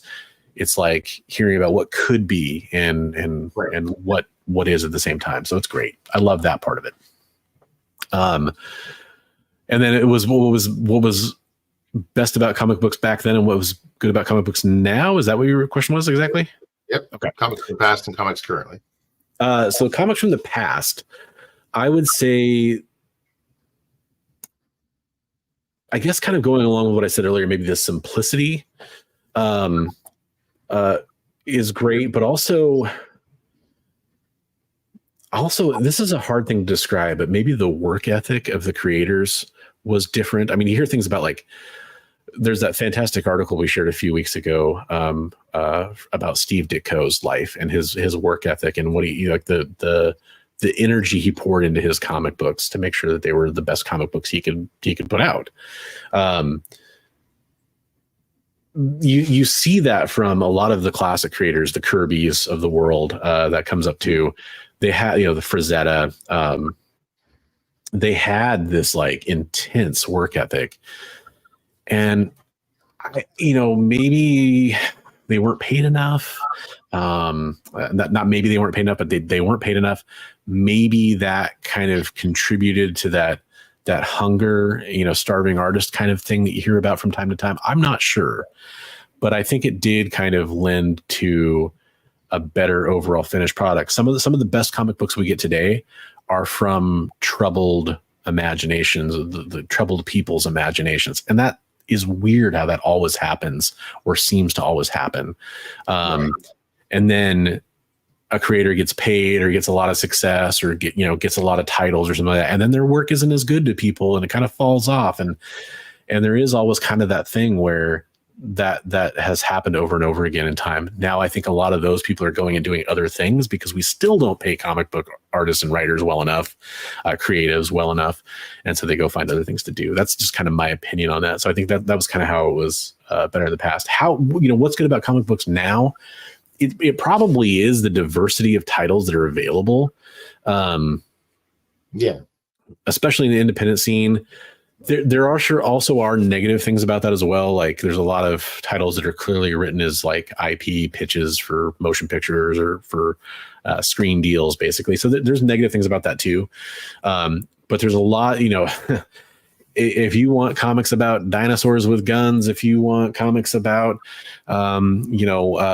people who can stop time and do weird kinky stuff, there's comics out there for you, no matter what end of the spectrum you're on of things you want in entertainment. So on that level, it's fascinating. Yeah. The variety that's out there. And I also think that the best thing about comic books today is this has kind of always been true to an extent, but pretty much anybody can get their comic book out there. Like, if you want to make a comic book and get it out there, you can. And I think that's great too. Mm-hmm. Yeah, that's really true. Yeah. I was gonna dovetail onto your thing about the creative work ethic and passion for their work. Have you seen the thing John Byrne's doing with X-Men now, where he's doing? Well, I was the one that mentioned it. It's like, what is it, 75 issues already or something of taking off where he left off on X-Men? So I've heard of it. I haven't had a chance to check it out, but it's one of those things I am curious to check out. Did you go and seek it out? Website Burn Robotics is his website. Okay. And and I've actually seen there's bootleg hard copies now out there that they're kind of spendy, but they're out there. No, I'm curious to check that out. But I mean, it's seeing people I know in MySpace, not the website MySpace, but in the creator space that, like YouTube, seeing them come out with comic books and see, there's been some mixed results with that, with people's reaction to it. But I think that's fun too. Not just like, oh, YouTube people making comic books, not just that, but just the fact that like those are fans of comic books making comic books, right. And having some success with it, finding a way to get their comic book out there. And in comics, in a lot of ways, it is a meritocracy. So if your comic book is good, there's a much higher potential that it's going to rise to the surface, than a lot of other constructive mediums. Yes. Yeah. So I think it's just, it's amazing how open the field is for people to make whatever they want. But I was just saying, like, Byrne isn't making anything off of that. It's just his passion for the X-Men and the storyline and the characters, and just drawing it and putting it out there for free for everybody to read. So I mean, is he possibly though, like through like Patreon supporters or something like that for people that follow him, maybe? Or I guess, but okay. I guess it's free to read. Not there's anything wrong with that, by the way. Yeah, no, not at all. Yeah. But I mean, it's just that he has that passion and love for those characters, and still wants to put stuff out. That's I mean, kind of a complicated guy looking back on him and his history with comic books, but he is fascinating and no doubt talented. So I'm curious to check it out just to see what it's like. I want to read it. I hear it's good. And then all he does is pencil it. But there's actually fans going in and inking it and coloring it and everything. So. Wait, but it's so like Chris was saying, it's his fan comic of how he thinks X-Men should have gone. So is he doing the plot and penciling it? Plotting. Okay. Lettering. It's all on the page per page, like a normal book. But okay, people are going in and inking and coloring it after the fact. So. No, I definitely am curious about that. But yeah, to the greater point, it's like, if you're into doing your comic book, or you have, like, it's also easier to find an artist to work with. Whether that means finding an artist that you can afford to pay, or if there's an artist out there that is like looking to do a comic book and just, like, hey, I need somebody with a good story so I can do my good art and we can get it out there. You see that kind of happening and the potential of it happening out there. And that's to me just a great thing. There are probably also a lot of horror stories. In fact, I know of one I can think of off the top of my head where, the wrong people meet up and do that, and then it ends up being a bad situation. But it's kind of like starting a band and a garage band kind of thing. It's like, we went through like 7 drummers before we found the right one. It's kind of that thing. Right. Yeah. That the panel we had with Chris, where people were asking, like, what's the best way to get a good artist to work with you? And they're like, pay him.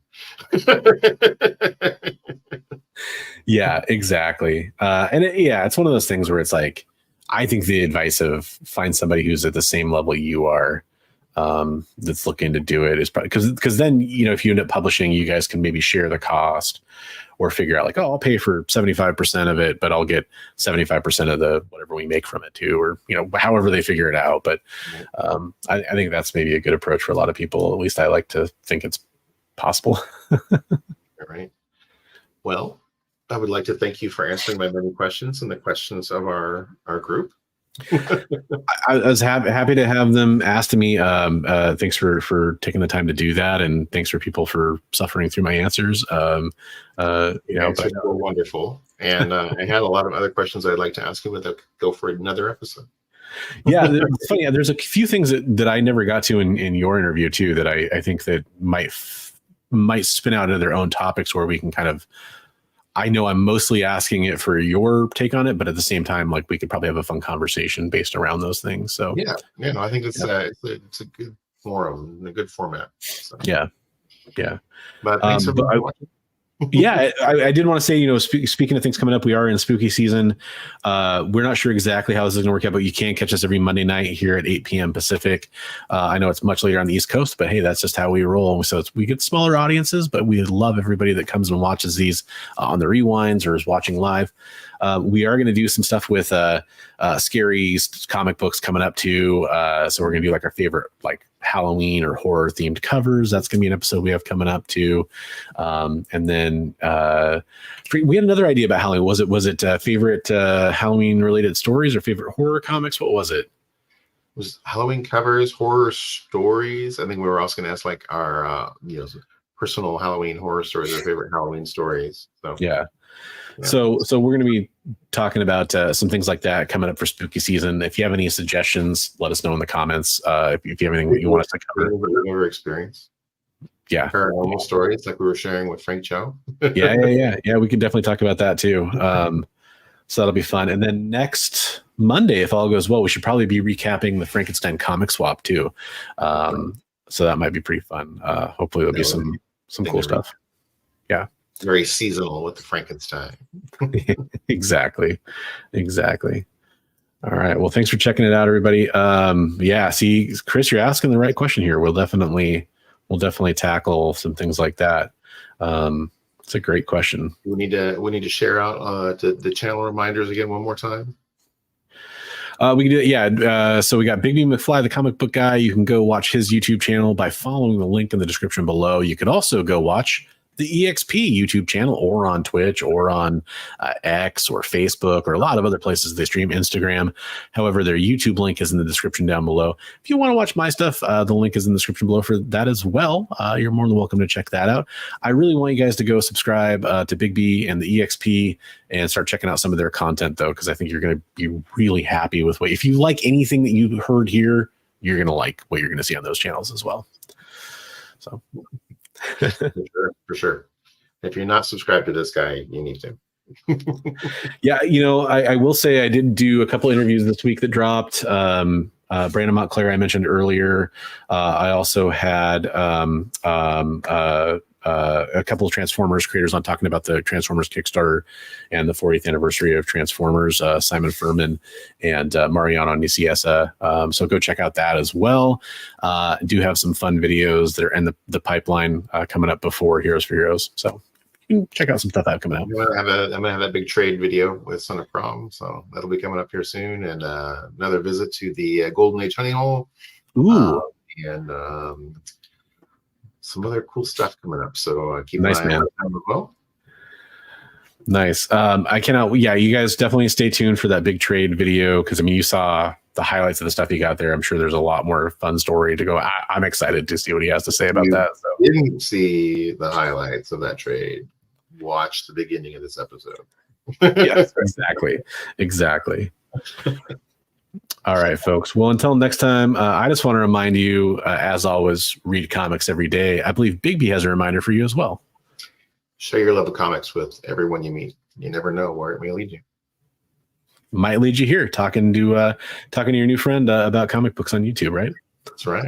All right, everyone. Have a great night, and we will see you on the next one. Later.